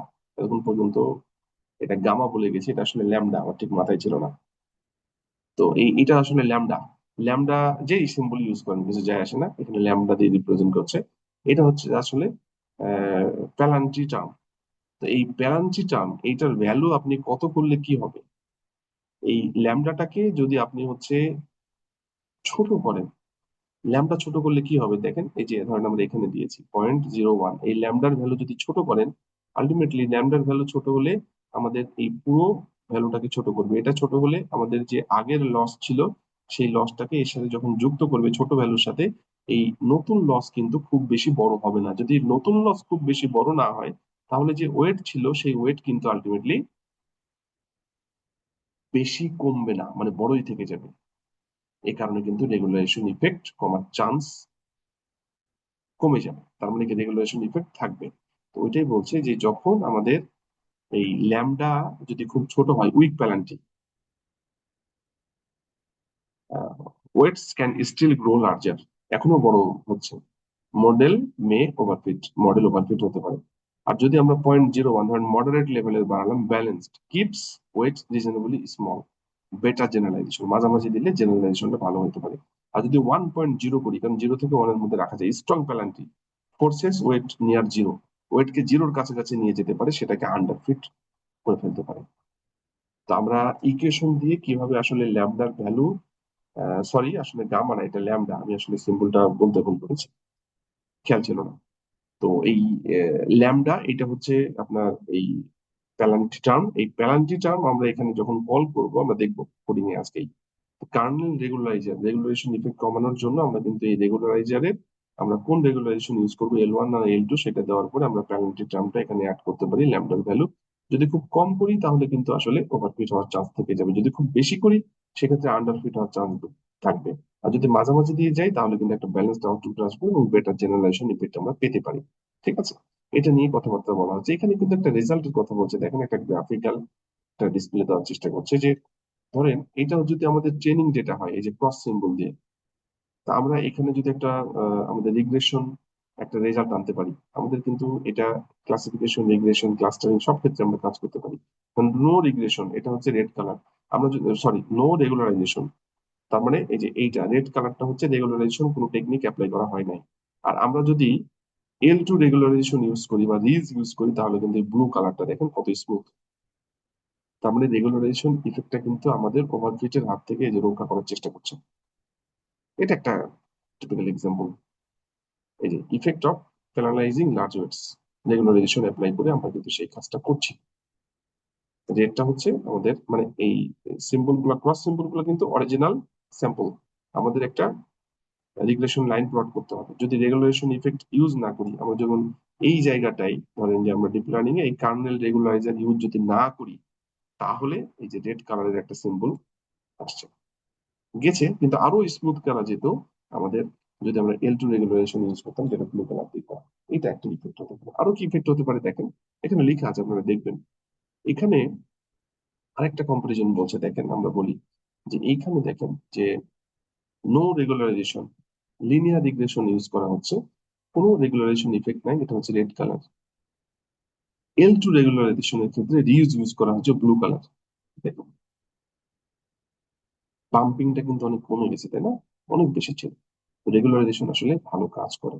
এরপরে দেখেন আমরা যদি হচ্ছে এতক্ষণ তো শুধু L2 দেখালাম, L1 এর কাজ কি হবে? L1 L2 কিন্তু কাছাকাছি, পার্থক্য হচ্ছে L1 জিরোর কাছাকাছি নিয়ে যায় ওয়েট গুলাকে, আর L2 হচ্ছে মানে জিরো হয়ে যেতে পারে। L1 এর ক্ষেত্রে নট অনলি জিরো, জিরো হয়ে যেতে পারে। আর L2 এর ক্ষেত্রে জিরো হবে না, জিরোর কাছাকাছি যেতে পারে। তো L2 টাই বেশি ভালো, কেননা জিরো হয়ে গেলে তো আসলে ওই নোড আসলে কাজ করবে না, মানে ওই নোডের ওই কানেকশনই আসলে জিরো, মানে কি ওই আপনি যেটাই যে ইনপুট দেন ওয়েট জিরো হলে তো ওটার ভ্যালু জিরো, মানে কোনো কাজ হবে না। তো এইটা দেখেন, যেটা বলা হচ্ছে, এই যে রেড কালারটা হচ্ছে যে পাম্প করছে বেশি, এটা হচ্ছে কোনো রেগুলারেশন চালানো হয় নাই, লিনিয়ার রিগ্রেশনের ক্ষেত্রে রেজাল্ট। আর L2 হচ্ছে এই যে ব্লু কালারটা, এখানে কিন্তু দুই ধরনের কালার আছে, একটা ব্লু আছে, যদি আপনি কাছ থেকে দেখেন একটা ব্লু আছে আর একটা হচ্ছে গ্রিন আছে। তো L1টা হচ্ছে ল্যাসো বা L1 রেগুলারাইজেশন, আর L2 হচ্ছে ব্লু কালারটা। তো L1টা কিন্তু আলটিমেটলি কি করে, যেখানে লেখা আছে L1 হচ্ছে green lasso, pushes several weights exactly to zero, কোনো কোনো ওয়েটকে আসলে জিরোর কাছাকাছি নিয়ে যায়। আর L2 হচ্ছে সিঙ্ক ওয়েটস স্মুথলি। L2 এর রেজাল্টই সাধারণত ভালো হয় L1 এর থেকে, তবে এটা বলা যাবে না, এটা ডিপেন্ড করছে আপনার ডেটা সেটের উপরে। এবং অনেক ক্ষেত্রে যেটা করা হয়, ইলাস্টিক নেট ইউজ করা হয়, L1 L2 একসাথে ইউজ করা হয়, তাহলে রেজাল্টটা অনেক ক্ষেত্রে, আমি আমার এক্সপিরিয়েন্সে যেটা দেখেছি, ইলাস্টিক নেটই ভালো কাজ করে মোস্ট অফ দ্য কেসে। তো যেটাই হোক, আপনি L2 ইউজ করতে পারেন, L1 ইউজ করতে পারেন, অথবা ইলাস্টিক নেট ইউজ করতে পারেন। এবং এটাকে ক্লিয়ার করার জন্য আমি কিন্তু মোটামুটি ভাবে ল্যাসো কি, তারপরে রিজ কিভাবে কাজ করে, এবং এই টিউটোরিয়ালটা আমি এটা খুব বেশি এলাবোরেট করি নাই, জাস্ট একটা হিন্টস দিয়ে রাখছি, আপনারা চাইলে এটা দেখতে পারেন, এটা একেবারে বেসিক জিনিস। এটা আমি দেখাই আপনার ট্র্যাডিশনাল অ্যালগরিদম গুলোর ক্ষেত্রে, যখন লিনিয়ার রিগ্রেশন পড়াই তখন। লিনিয়ার রিগ্রেশনে আসলে রেগুলারেশন ইফেক্ট কমানোর কোনো ওয়ে নাই, কিন্তু যদি রেগুলারেশন ইফেক্টকে আমরা কমাইতে চাই, যেমন এখানে যে এক্সাম্পল গুলো দেওয়া হলো যে রেড কালার, এগুলো কিন্তু লিনিয়ার রিগ্রেশনের। কিন্তু যখন আপনি ridge lasso elastic net use করবেন, তখন কিন্তু আপনার রেজাল্ট অনেক স্মুথ হবে। এবং সেই ক্ষেত্রে আমরা কি করতে পারি, সেই গুলাকে আমরা হচ্ছে এখানে দেখাচ্ছি। এখানে একটা জিনিস কনফিউজড হবেন না, এখানে কিন্তু ইরোরকে বিয়োগ করা হচ্ছে, তাই না, আমাদের ওয়েট থেকে।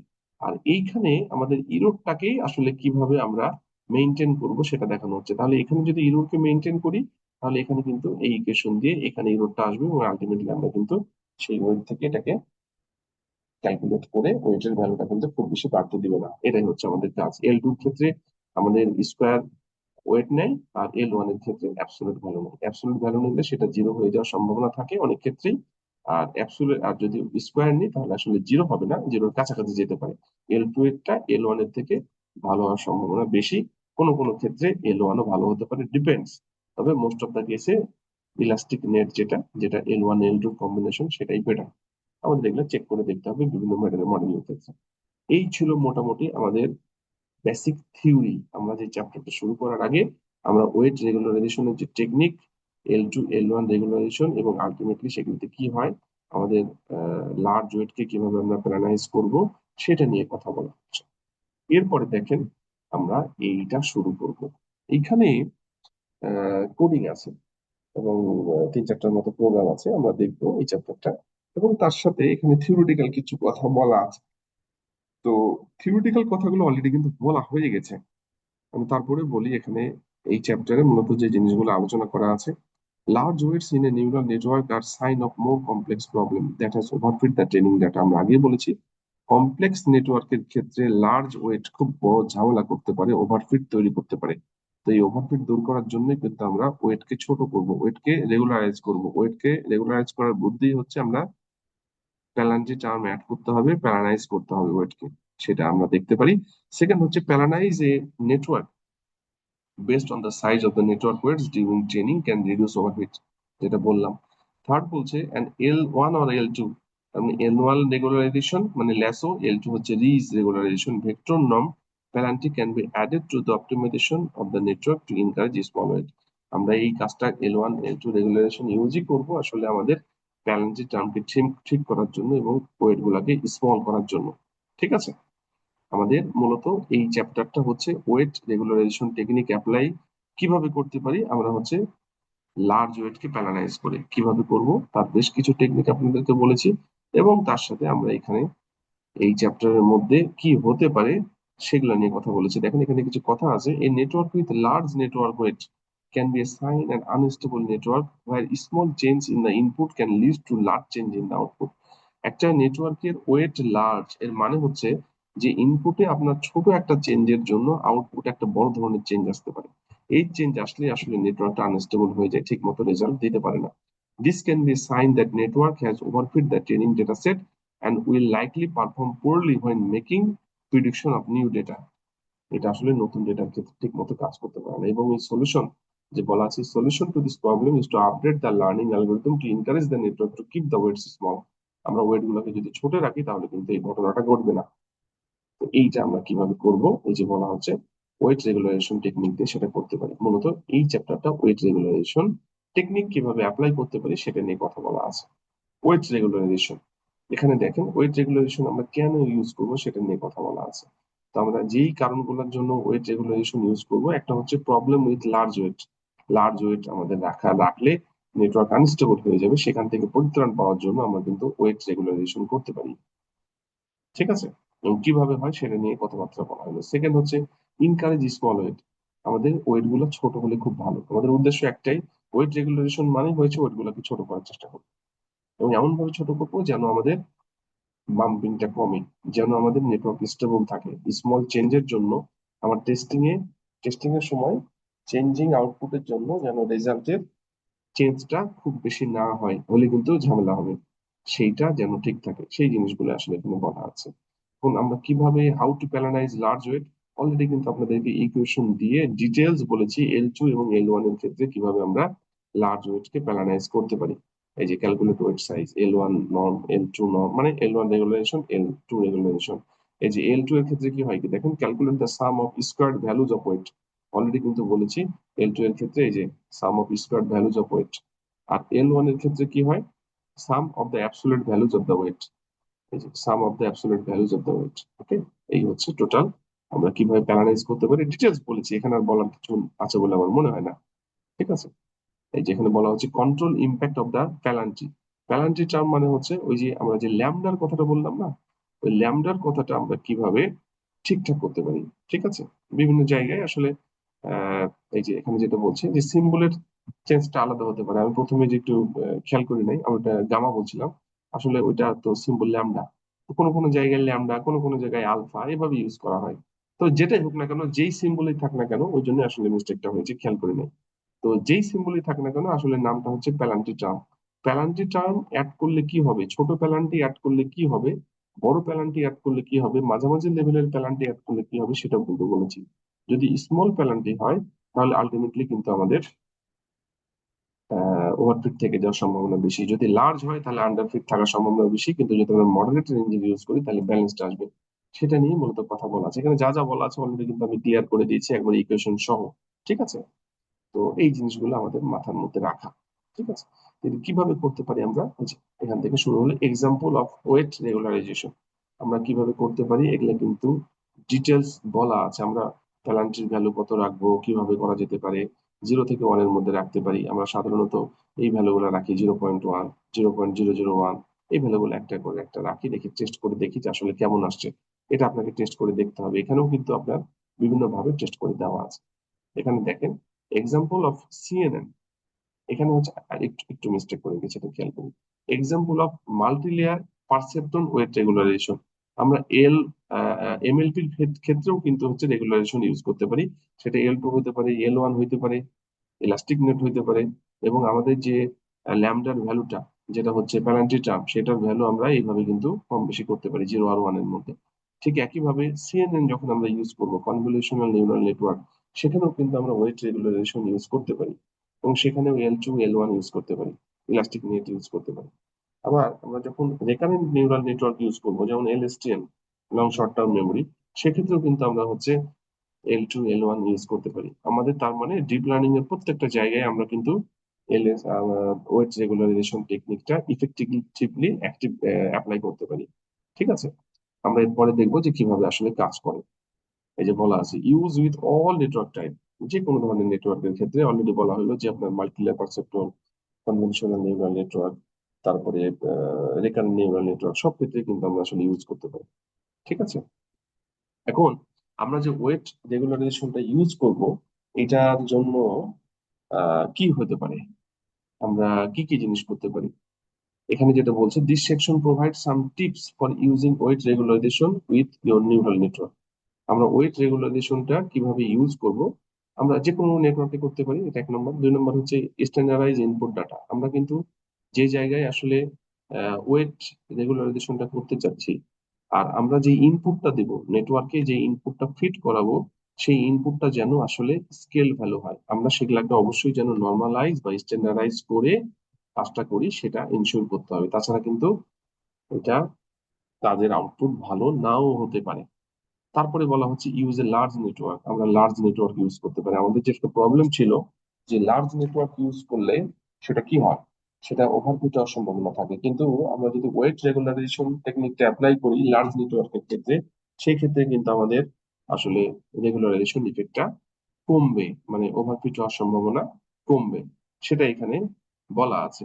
এরপরে গ্রিড সার্চ প্যারামিটার যেটা বলছে সেটা হচ্ছে যে আমরা আমাদের যে এই ল্যামডার ভ্যালু যেটা হচ্ছে আমাদের প্যালান্টি টার্ম, সেই প্যালান্টি টার্মের ভ্যালু গুলোকে আমরা কিন্তু একটা নির্দিষ্ট 0 থেকে 1 এর মধ্যে আমরা কিন্তু সেটাকে টিউন করে করে দেখবো যে কোনটা ভালো কাজ করছে, যেটা কাজ করবে আমরা সেটাকে রাখবো, এখানে দেওয়া আছে আমরা দেখছি। এরপর L1 L2 এই দুটাকে একসাথে নিয়ে যেটা আমরা বলছি ইলাস্টিক নেট, সেটা নিয়েও কিন্তু কাজ করতে পারি।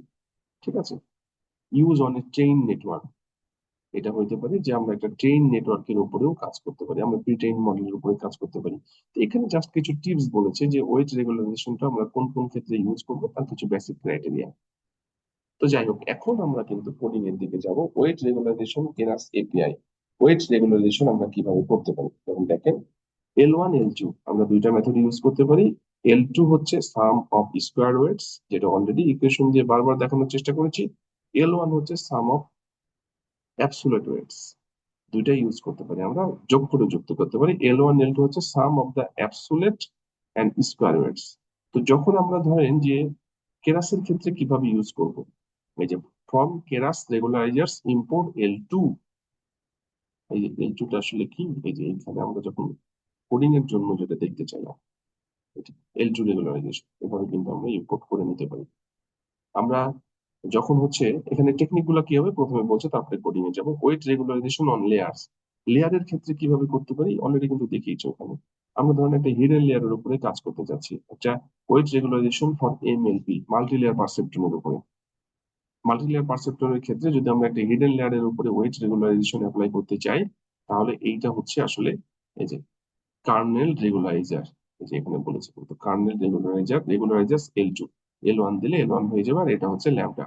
আপনি প্যালেন্টি ফ্যাক্টর কত অ্যাড করতে চাচ্ছেন, প্যালেন্টি টার্ম কত অ্যাড করতে চাচ্ছেন, সেটা এই যে কার্নেল রেগুলারাইজার, এইটা এই যে এটা ভার্সনের উপরে এই যে রেগুলারাইজার্স, এটা লিখলেও হবে না লিখলেও হবে, ডিপেন্ডস অন দা ভার্সন। ঠিক আছে, L2 দিয়ে বোঝানো হচ্ছে যে আসলে এটা L2 রেগুলারাইজেশন না L2 L1 রেগুলারাইজেশন। এবং এটা হচ্ছে প্যারামিটার। বায়াস রেগুলারাইজার কি, যদি আপনি ইনপুটের সাথে কোনো কিছু বায়াস করতে চান, যেমন আপনি ধরেন যে একটা ইকুয়েশন আমরা হচ্ছে y equal to mx plus c, y equal to m1 x1 plus m2 x2 plus m3 x3, এর সাথে যদি একটা টার্ম আমরা বি লাগাই, যেমন আমরা ওখানে বায়াস করতে পারি আসলে। তো যদি আমরা কোনো বায়াসিং টার্ম রাখতে চাই, তাহলে আমরা রেগুলারাইজারকে এই যে বায়াস রেগুলারাইজার দিয়ে L2 কত ভ্যালু সেটা রাখতে পারি। এটা আসলে সব ক্ষেত্রে ইউজ হয় তা না, যদি আপনি মনে করেন আপনি বায়াস রেগুলারাইজার ইউজ করতে পারেন, না হলে দরকার নেই। কিন্তু ওয়েট রেগুলারাইজেশন হচ্ছে এটা, এটা ওয়েট রেগুলারাইজেশন করতে হলে এটা মাস্ট লাগবে। আর এটা আপনি ইউজ করতেও পারেন নাও করতে পারেন। বায়াস মানে হচ্ছে আপনি পুরো ইনপুটটাকে আসলে কিভাবে বায়াস করতে চাচ্ছেন সেটার কনসেপ্ট। আমরা বায়াসিং এর নিউরন বা বায়াসিং এর নোড যখন দেখেছিলাম, ঠিক ওই একই কনসেপ্ট এখানেও কিন্তু ইউজ হচ্ছে। ঠিক আছে, ওয়েট রেগুলারাইজেশন ফর সিএনএন, আপনি যদি কনভলিউশনাল নিউরাল নেটওয়ার্ক ইউজ করতে চান, ওই একই ভাবে দেখুন যে কনভলিউশন 2D যখন আমরা করি, এখানেও কিন্তু আমরা হচ্ছে যে কার্নেল রেগুলারাইজার বায়াস রেগুলারাইজার সেম ওয়েতে ইউজ করব। আমরা এখানে হিডেন লেয়ারের ক্ষেত্রে দেখলাম এমএলপি তে, আর এখানে হচ্ছে আমাদের কনভলিউশনাল লেয়ারে আমরা যদি করি সেটা করতে পারি। আপনি আরএনএন এর ক্ষেত্রে বা এলএসটিএম এর ক্ষেত্রে যদি ইউজ করতে চান, এই যে এলএসটিএম যখন আমরা এই যে 32 সেল, এক্ষেত্রে যদি আমরা ইউজ করতে চাই কার্নেল রেগুলারাইজার, কার্নেল আর হচ্ছে এখানে দেখেন বায়াস রেগুলারাইজার, আরেকটা নতুন টার্ম এখানে ইউজ করা হচ্ছে রেকারেন্ট রেগুলারাইজার। যদি আপনি রেকারেন্ট যে কানেকশন গুলো আছে সেই কানেকশনের ক্ষেত্রে আপনি রেগুলারাইজেশন ইফেক্ট ফেলতে চান, সেখানেও করতে পারেন।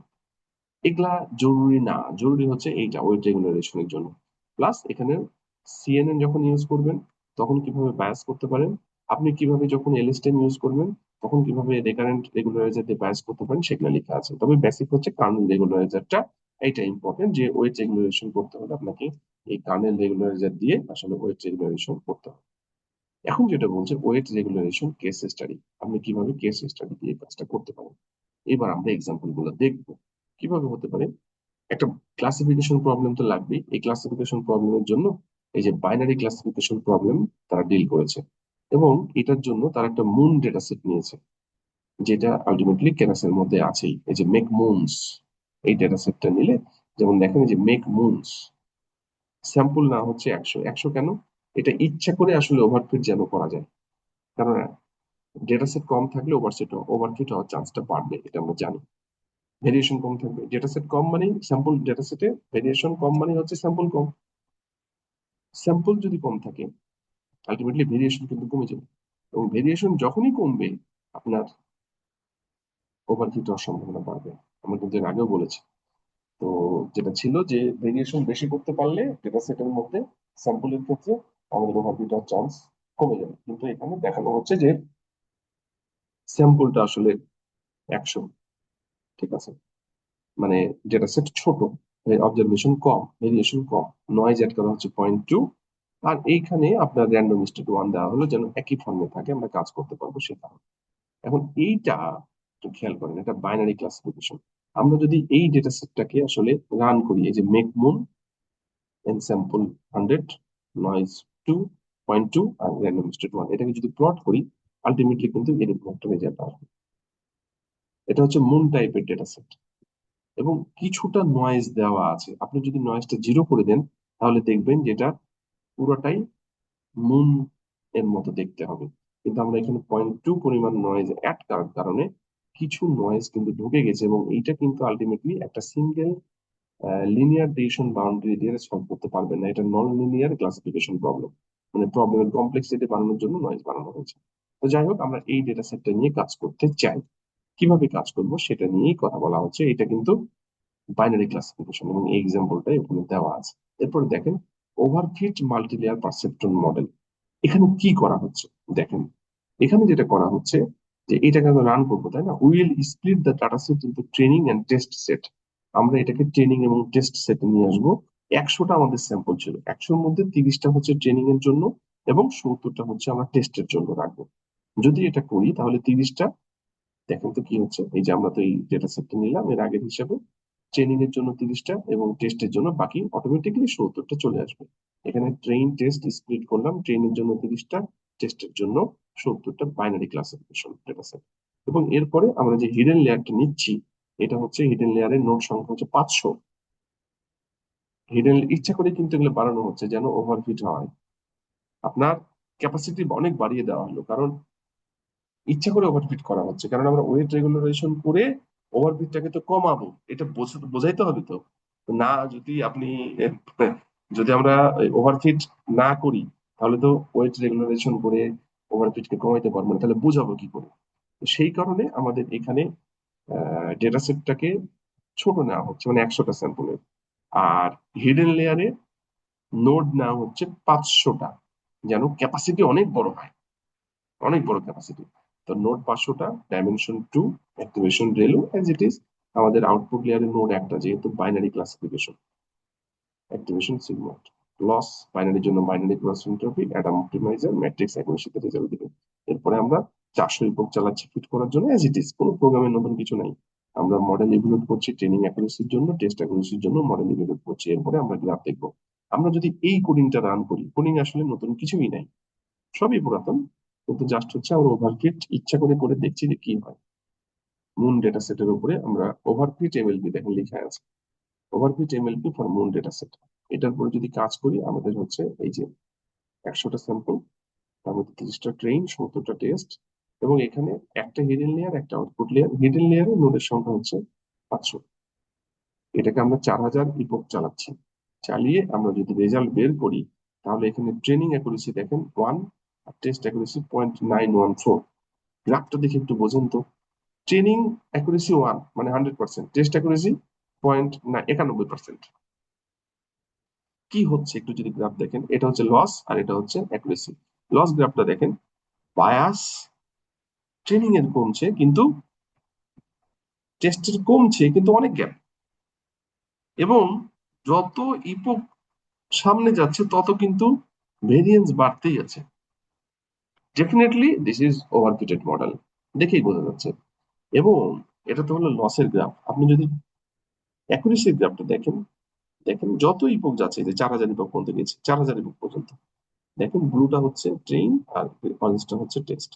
দেখেন এটা যত ইপক যাচ্ছে তত কিন্তু দেখেন এই যে 1000-এর পরে 1200 থেকে হয়তো 2500 ইপক পর্যন্ত আপনার ভেরিয়েন্স বাড়ছে। এখানেও যত যাচ্ছে ইপক তত বাড়ছে, তার মানে দিস ইজ ওভারফিটেড ডেফিনেটলি। আমরা লস কার্ভ দেখে বুঝতে পারছি, আবার অ্যাকুরেসি কার্ভ দেখে বুঝতে পারছি। এরপরে যদি আমরা চলে আসি, এখানে এটাই লেখা আছে, আপনারা দেখবেন this learning curve for loss shows a clear pattern of overfitting mirrored in the learning curve for the classification accuracy. Definitely overfitting এইটাই আমরা দেখলাম। এরপরে দেখেন MLP model with weight regularisation.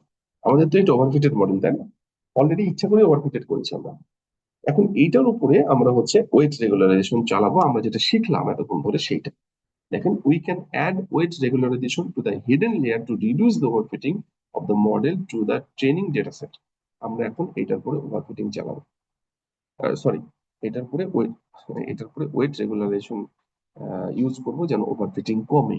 তো এইটা ওভারফিটিং দূর করার জন্য আমরা L2 রেগুলারাইজেশন ইউজ করতে চাচ্ছি, এবং এই যে আলফা বা ল্যামডা যেভাবে আপনি ধরেন, ঠিক আছে, এটার ভ্যালু 0.001, এটা আমরা ডিফল্ট ধরে নিলাম, যদিও এরপরে আমরা কিন্তু এটাকে টিউন করে দেখবো। তাহলে আমরা কোথায় ইউজ করব দেখেন, ওই যে বললাম কার্নেল রেগুলারাইজার L2। আমাদের কিন্তু ওই একই প্রোগ্রাম, শুধু এক জায়গায় চেঞ্জ, কোথাও চেঞ্জ হবে না। যখন আমরা হিডেন লেয়ারে নাম্বার অফ নোড 500 2 এগুলা সব একই ছিল, অ্যাক্টিভেশন ভ্যালু করলাম, অ্যাক্টিভেশন ভ্যালুই ছিল এখানে আগেরটাই, দেখেন অ্যাক্টিভেশন ভ্যালুই ছিল, এই জায়গাটায় আমরা চেঞ্জ করছি কার্নেল রেগুলারাইজার। কোন টাইপের regularisation?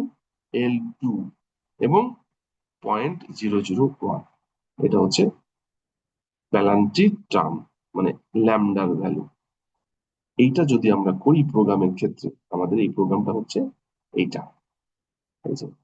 MLP with weight regularisation for the moon data set. এখন ওয়েট রেগুলারাইজেশন করছি শুধুমাত্র এইটা লাগালাম, কার্নেল রেগুলারাইজার L2 0.001, আর কোথাও কোনো চেঞ্জ করে না, আউটপুটে যা ছিল তাই। এখন যদি আপনি রেজাল্ট দেখেন, রেজাল্টটা দেখেন তো কি আসে। ট্রেনিং অ্যাকুরেসি 1, টেস্ট অ্যাকুরেসি 0.943, আগে ছিল 0.914, এখন হচ্ছে 0.943, 3% বেড়ে গেছে। ঠিক আছে, আমরা কিন্তু আগেই বলেছি যে শুধু একটা টেকনিক অ্যাপ্লাই করে ওভারফিটিং দূর করা সম্ভব নয়, আপনাকে কম্বাইন অনেকগুলা ইউজ করতে হবে। তো এইটা হচ্ছে তার একটা ওয়ে। আমরা কিন্তু এরপরে আরো বিভিন্ন জিনিস দেখবো। রেজাল্ট বেড়েছে, টেস্টিং অ্যাকুরেসি মানে জেনারেলাইজেশন এরর কমেছে, মানে রিয়েল ওয়ার্ল্ডের রেজাল্টের ক্ষেত্রে সে রেজাল্ট ভালো দিতে পারে জেনারেলাইজেশন এরর কমিয়ে, সেটা কিন্তু এখানে প্রুফ হচ্ছে। এবং আপনি যদি গ্রাফটা দেখেন, দেখেন এখানেও কিন্তু আপনার ট্রেনিং এবং টেস্ট অ্যাকুরেসির মধ্যে গ্যাপ আছে, এবং সময় যাচ্ছে আস্তে আস্তে কিন্তু এটা বাড়ছে, এবং এক সময় যে এটা কিন্তু অনেকটা স্টেবল হচ্ছে, আপনি সেটা অ্যাকুরেসির মধ্যে যে দেখতে পাচ্ছেন, আর কিন্তু গ্যাপ বা ভেরিয়েন্স কিন্তু বাড়ছে না, যেটা আমাদের আগে বাড়ছিল, যত সময় যাচ্ছিল তত বাড়ছিল। কিন্তু এখানে কিন্তু ওয়েট রেগুলারাইজেশন করার ফলে আমরা ওয়েট রেগুলারাইজেশনের জন্য L2 বা রিজ রেগুলারাইজেশন ইউজ করেছি, এবং সেইটার ল্যামডার ভ্যালু 0.001 মেনটেন করেছি। এটা করার ফলে যেটা দেখা যাচ্ছে, আমাদের রেগুলারাইজেশন ইফেক্ট কমেছে, এবং আলটিমেটলি ওভারফিটিং হওয়া থেকে আমরা কিছুটা রক্ষা পেয়েছি। ঠিক আছে, আমার মনে হয় আমি বুঝাইতে পেরেছি। ওয়েট রেগুলারাইজেশন করার জন্যই আমাদের এই ঘটনাটা ঘটলো। তার মানে ওয়েট রেগুলারাইজেশন যে কাজ করছে সেটা কিন্তু আমরা দেখলাম। আমরা এখানে দেখলাম যে ওয়েট রেগুলারাইজেশন না করার ফলে অ্যাজ ইট ইজ কি হয় ওভারফিটেড মডেল। ওভারফিটেড মডেলে আমরা যদি ওয়েট রেগুলারাইজেশন করি, জাস্ট একটা টার্ম কার্নেল রেগুলারাইজার দিয়ে L2 ইউজ করা হচ্ছে, তাহলে কি হতে পারে? এখন এখানে আপনি L2 এর জায়গায় L1 করতে পারেন, বা L2 L1 দুটাকে একসাথে লিখে আপনি দুটাকে একসাথে করতে পারেন, ল্যামডার ভ্যালু কম বেশি করে দেখতে পারেন, টোটালি ইওর ম্যাটার, আপনার কিন্তু টিউন করার সুযোগ আছে। তা আমরা কিন্তু ওইটাই দেখছি। এখানে কি বলে দেখি এরা, এখানে বলছে দেখেন, we would expect that the tilted learning curve for overfitting would also have been changed to the use of weight regulation. আমরা কিন্তু সেটা পাচ্ছি। আমরা কিন্তু লস এবং অ্যাকুরেসি কার্ভ দেখে সেটা বোঝার চেষ্টা করেছি যে যাচ্ছে, কাজ হচ্ছে। এই যে এখানেও কিন্তু সেটাই দেখাচ্ছে আমাদের মতোই গ্রাফ। এরপরে দেখেন grid search regularisation hyperparameter. আমরা এখানে কিন্তু এখন এই যে it is good practice to first grid search through some orders of magnitude between 0.0 and 0.01। আমরা কিন্তু হচ্ছে এই গ্রিড সার্চ মেথডে আমরা কিন্তু এই রেগুলারাইজেশন এর জন্য যে প্যানাল্টি টার্ম, যেটা ল্যামডা বা আলফা যেখানে ইউজ করি না কেন, ল্যামডাতেই বেশি পরিচিত আসলে। তো এই ল্যামডার ভ্যালু কিন্তু 0 থেকে 1-এর মধ্যে রাখতে পারি। আমরা এটা কত রাখবো, যেটা বলা হচ্ছে যে খুব কম রাখলে কিন্তু রেগুলারাইজেশন ইফেক্ট কমবে না, আসলে ওভারফিট হতে বাড়বে। আর যদি আপনি খুব বেশি করে ফেলেন সেক্ষেত্রে কিন্তু আন্ডারফিট হয়ে যাবে। তো একটা ব্যালেন্স আউটপুট দরকার, কত দরকার আমরা কিন্তু সেটা গ্রিড সার্চ অ্যাপ্লাই করে দেখতে পারি। তো এখানে এই যে যে কাজটা করা হচ্ছে যে 1 × e⁻⁻1, মানে এটা হচ্ছে 0.01, এটা হচ্ছে 0.001, 0.0001, এভাবে একটা একটা করে জিরো বাড়ছে। তো এই ভ্যালু গুলোর মধ্যে আপনার আসলে রেজাল্ট কত আসতে পারে বা কোনটাই আমরা আসলে রাখবো। যেমন এর আগের প্রোগ্রামটা কিন্তু আমরা একটা ফিক্স ধরে নিয়েছিলাম ডিফল্ট। হম, এই যে 0.001। তো এইটা আমরা এখানে কিন্তু এখন গ্রিড সার্চ ইউজ করে আমরা সেটাকে দেখার চেষ্টা করব। অল ট্রেইন অল টেস্ট দুটা লিস্ট না হলো, এরপরে ফর প্যারামিটার ইন ভ্যালুজ। এই যে এইখানে এই যে প্যারামিটার, কিন্তু প্যারামিটার মানে হচ্ছে এখানে লুপ চলবে, এই ভ্যালুস থেকে একটা একটা করে ভ্যালু নিয়ে এখানে বসাবে।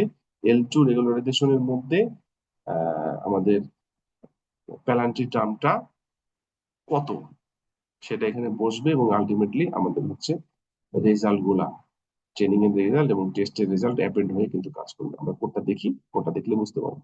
ঠিক আছে, এখানে আমরা কোডটা দেখি। এই লাস্ট কোড, এই যে grid search regularisation value for moon data set.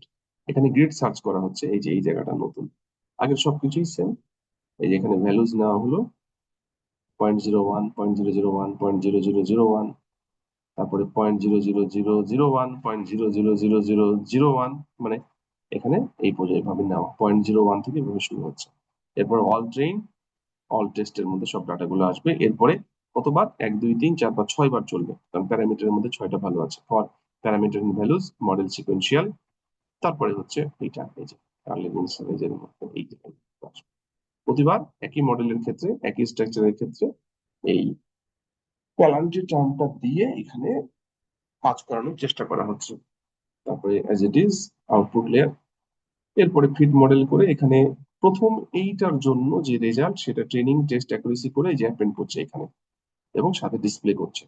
তারপরে দ্বিতীয়টার জন্য, তৃতীয়টার জন্য, চতুর্থ, পঞ্চম, ষষ্ঠ, এভাবে করার পরে এখানে এটা রাখছে, কারণ এটা রেজাল্টে ডিসপ্লে করতে হবে সেই কারণে গ্রাফ দিয়ে। এখন যদি আমরা এটাকে দেখি, দেখেন তো, যখন ল্যামডার ভ্যালু 0.1, তখন আমাদের যখন ল্যামডার ভ্যালু 0.1 তখন আমাদের ট্রেনিং আসছে রেজাল্ট 0.967, টেস্ট হচ্ছে 0.829। খেয়াল করেন, যখন 0.01 তখন ট্রেনিং 1, টেস্ট 0.929। যখন 0.001 তখন ট্রেন তো সব ক্ষেত্রে 1 এর পরে 0.943, তারপরে 0.00001, 0.929, 0.00001 তখন 914, 0.00001 তখন হচ্ছে 914। এর মধ্যে কোন রেজাল্টটা সব থেকে ভালো? ডেফিনেটলি রেগুলারাইজেশন ইফেক্ট এইটা ভালো। তার মানে আমার ল্যামডার ভ্যালু যখন 0.001 হচ্ছে তখন ট্রেনিং অ্যাকুরেসি 1 এবং টেস্ট অ্যাকুরেসি 0.94, ওভারফিটিং কম হচ্ছে অন্যগুলার থেকে, এবং এই জায়গায় জেনারেলাইজেশন ইরর কম। এইটা হচ্ছে কততে, এটা হচ্ছে আমাদের, খেয়াল করেন এই পয়েন্টটাই কোথায় হচ্ছে দেখি, এইটা তো আসলে টেস্টের রেজাল্ট আমাদের এই জায়গা থেকে রেজাল্ট, এটা কিন্তু উল্টা ভাবে রিপ্রেজেন্ট করছে। খেয়াল করেন যে -10⁻⁻1 মানে হচ্ছে এই যে প্রথমটা, এইটা 10⁻², মানে হচ্ছে 0.01 হচ্ছে এইটা, আর এটা হচ্ছে 0.001, এটা হচ্ছে এই যে এই পয়েন্টে, এটাতে ট্রেনিং 1 এবং টেস্ট হচ্ছে 0.943। এই জায়গাটা আমরা পিক করবো, ওই জন্যই কিন্তু এখানে ল্যামডার ভ্যালু 0.01 এর সব থেকে ভালো রেজাল্ট আসছে। এবং প্রোগ্রামের মধ্যে এই কারণেই কিন্তু 0.01 নিয়ে আগেটা টেস্ট করেছে। আপনি টেস্ট করে দেখতে পারেন, যেটা ভালো আসবে আপনি কিন্তু সেটা রাখবেন। এখানে 0.01 দিয়ে দেখানোর চেষ্টা করছি। এটা গ্রিড সার্চ দিয়েও কিন্তু আমরা করে দেখতে পারি। ঠিক আছে, এখানে কিন্তু এর আগের প্রোগ্রামটাই 0.01 দিয়ে দেখাচ্ছিল। আপনি টেস্ট করে দেখবেন, যেটা ভালো আসবে আপনি সেটা করতে পারেন। এই ছিল মোটামুটি ভাবে আমাদের এই চ্যাপ্টার। আমরা মূলত এই চ্যাপ্টারে ওয়েট রেগুলারাইজেশনটা কিভাবে করতে পারি সেটার ডিটেলস আমরা দেখার চেষ্টা করলাম। আমরা মূলত আমাদের রেগুলারাইজেশন ইফেক্টটাকে কমানোর জন্য, আমাদের ওভারফিটিংটাকে দূর করার জন্য, আমাদের জেনারেলাইজেশন এররটাকে কমিয়ে আমাদের জেনারেলাইজেশন আউটপুট ভালো করার জন্য আমরা যে টেকনিক গুলো ইউজ করব সেটাই দেখছি। তার মধ্যে একটা চ্যাপ্টার হচ্ছে চ্যাপ্টার 13। সেটাতে আমরা হচ্ছে লার্জ ওয়েটকে কিভাবে প্যারালাইজ করতে পারি, লার্জ ওয়েটকে কিভাবে স্মল ওয়েটে নিয়ে কাজ করতে পারি। আরো টেকনিক আছে অনেকগুলো, এটা তার মধ্যে একটা। আমরা সেটার প্রথমে বিভিন্ন জিনিসপত্রগুলো দেখেছি, আমাদের যে ট্র্যাডিশনাল অ্যালগোরিদমের লিনিয়ার রিগ্রেশন, এবং তার সাথে লিনিয়ার রিগ্রেশনের যে প্রবলেম গুলো ছিল, আমাদের ওয়েট গুলোকে কমাইতে আসলে পারা যায় না, তো সেটাতে রিজ ল্যাসো মানে L2 L1 এবং ইলাস্টিক নেট কিভাবে কাজ করে, এবং সেগুলো ইকুয়েশন দিয়ে কিভাবে কাজ করা যায়, এবং কিভাবে আমরা ওয়েট গুলাকে আসলে প্যারালাইজ করতে পারি, ছোট আকারে কাজ করতে পারি, সেটা এখানে বলা ছিল, থিওরিটিক্যালি দেখিয়েছি। তারপরে হচ্ছে আমরা কিছু টিপস বলেছি, যেটা দিয়ে আমরা আসলে আমাদের রেগুলারাইজেশন ইফেক্টটাকে কমাইতে পারি, আমাদের ওভারফিট থেকে দূর করতে পারি, সেটা বলেছি। এবং তার সাথে কিছু টেকনিক বলেছি, যে যেটা দিয়ে আসলে আগেই বলেছি যে এই ওভারফিট কমানো কোনো একটা কাজ না, যে আপনি একটা কাজ করলেন ওভারফিট কমে যাবে বা রেগুলারাইজেশন ইরোড কমে যাবে। এটা আসলে একটা কম্বাইন্ড প্রসেস। তার মধ্যে একটা টেকনিক হচ্ছে ওয়েট রেগুলারাইজেশন। তো ওয়েট রেগুলারাইজেশন টেকনিকটা ইউজ করার সময় আমাদের কোন কোন টিপস অ্যাপ্লাই করতে হবে সেটা নিয়ে আমরা কথা বলেছি। ঠিক আছে, তারপরে আমরা কথা বললাম যে আমাদের কিভাবে আমরা কোডিং এ ইমপ্লিমেন্ট করতে পারি। আমরা এটা মাল্টিলেয়ার পারসেপট্রন ইউজ করতে পারি, আমরা কনভলিউশনাল নিউরাল নেটওয়ার্ক ইউজ করতে পারি, আমরা এলএসটিএম এর ক্ষেত্রে ইউজ করতে পারি, সব ক্ষেত্রে ইউজ করতে পারি। কিভাবে করব এবং কোন কোন টেকনিকে আমরা সেটা করতে পারি সেটা বলেছি। এবং সব শেষে আমরা হচ্ছে এইখানে একটা ডেটা সেট নিলাম, এবং ডেটা সেটের ক্ষেত্রে আমরা একটা ইচ্ছা করেই ডেটা সেটটাকে তৈরি করেছি যেন খুব ছোট সাইজের ডেটা সেট হয়, এবং নন লিনিয়ার সেপারেবল একটা ডেটা সেট হয়। এবং সেই তারপরে আমরা একটা মডেল ডেভেলপ করেছি, যে মডেলটা নিজেই ওভারফিট করে 500টা নোড দিয়েছি লার্জ নেটওয়ার্ক, যেন ওভারফিটেড রেজাল্ট দেয়। আমরা সেই ওভারফিটেড রেজাল্টটা দেখেছি। প্রথমে এই যে এটা সেই ওভারফিটেড রেজাল্ট, এবং এইটা এই ডেটা সেটের উপরে কাজ করা ছোট ডেটা সেট যেন ওভারফিটেড হয়। এবং নেটওয়ার্কেরটাও লার্জ করেছি 500 নোডের, ওভারফিটেড রেজাল্ট আসছে। এবং তারপরে আমরা এটাকে ওভারফিট কমানোর জন্য যে ওয়েট রেগুলারেশন টেকনিকটা কিভাবে কাজ করে, L2 রেগুলারেশন এবং ল্যামডা দিয়ে কিভাবে কাজ করে, আমরা ওভারফিট কমিয়ে সেটা দেখানোর চেষ্টা করেছি। এবং এখানে ল্যামডার ভ্যালু যে আসলে আমরা টিউন করে দেখব, সেইটা আমরা এখানে সেটাকে হচ্ছে গ্রিড সার্চ টেকনিক অ্যাপ্লাই করে সেগুলোকে দেখানোর চেষ্টা করলাম। এই যে গ্রিড সার্চ রেগুলারাইজার হাইপারমিটার, তো এইটা করে দেখানোর চেষ্টা করেছি। এই ছিল মোটামুটি আমাদের ওয়েট রেগুলারেশন টেকনিকটা আমরা কিভাবে অ্যাপ্লাই করতে পারি আমাদের ওভারফিটিং দূর করার জন্য, আলটিমেটলি আমাদের রেগুলারাইজেশন ইফেক্টটাকে ঠিক রাখার জন্য, এবং আমাদের রেগুলারাইজেশন জেনারেলাইজেশন ইররটাকে কমানোর জন্য। সেটা নিয়ে মূলত আজকে কথা বলা আছে। Thank you.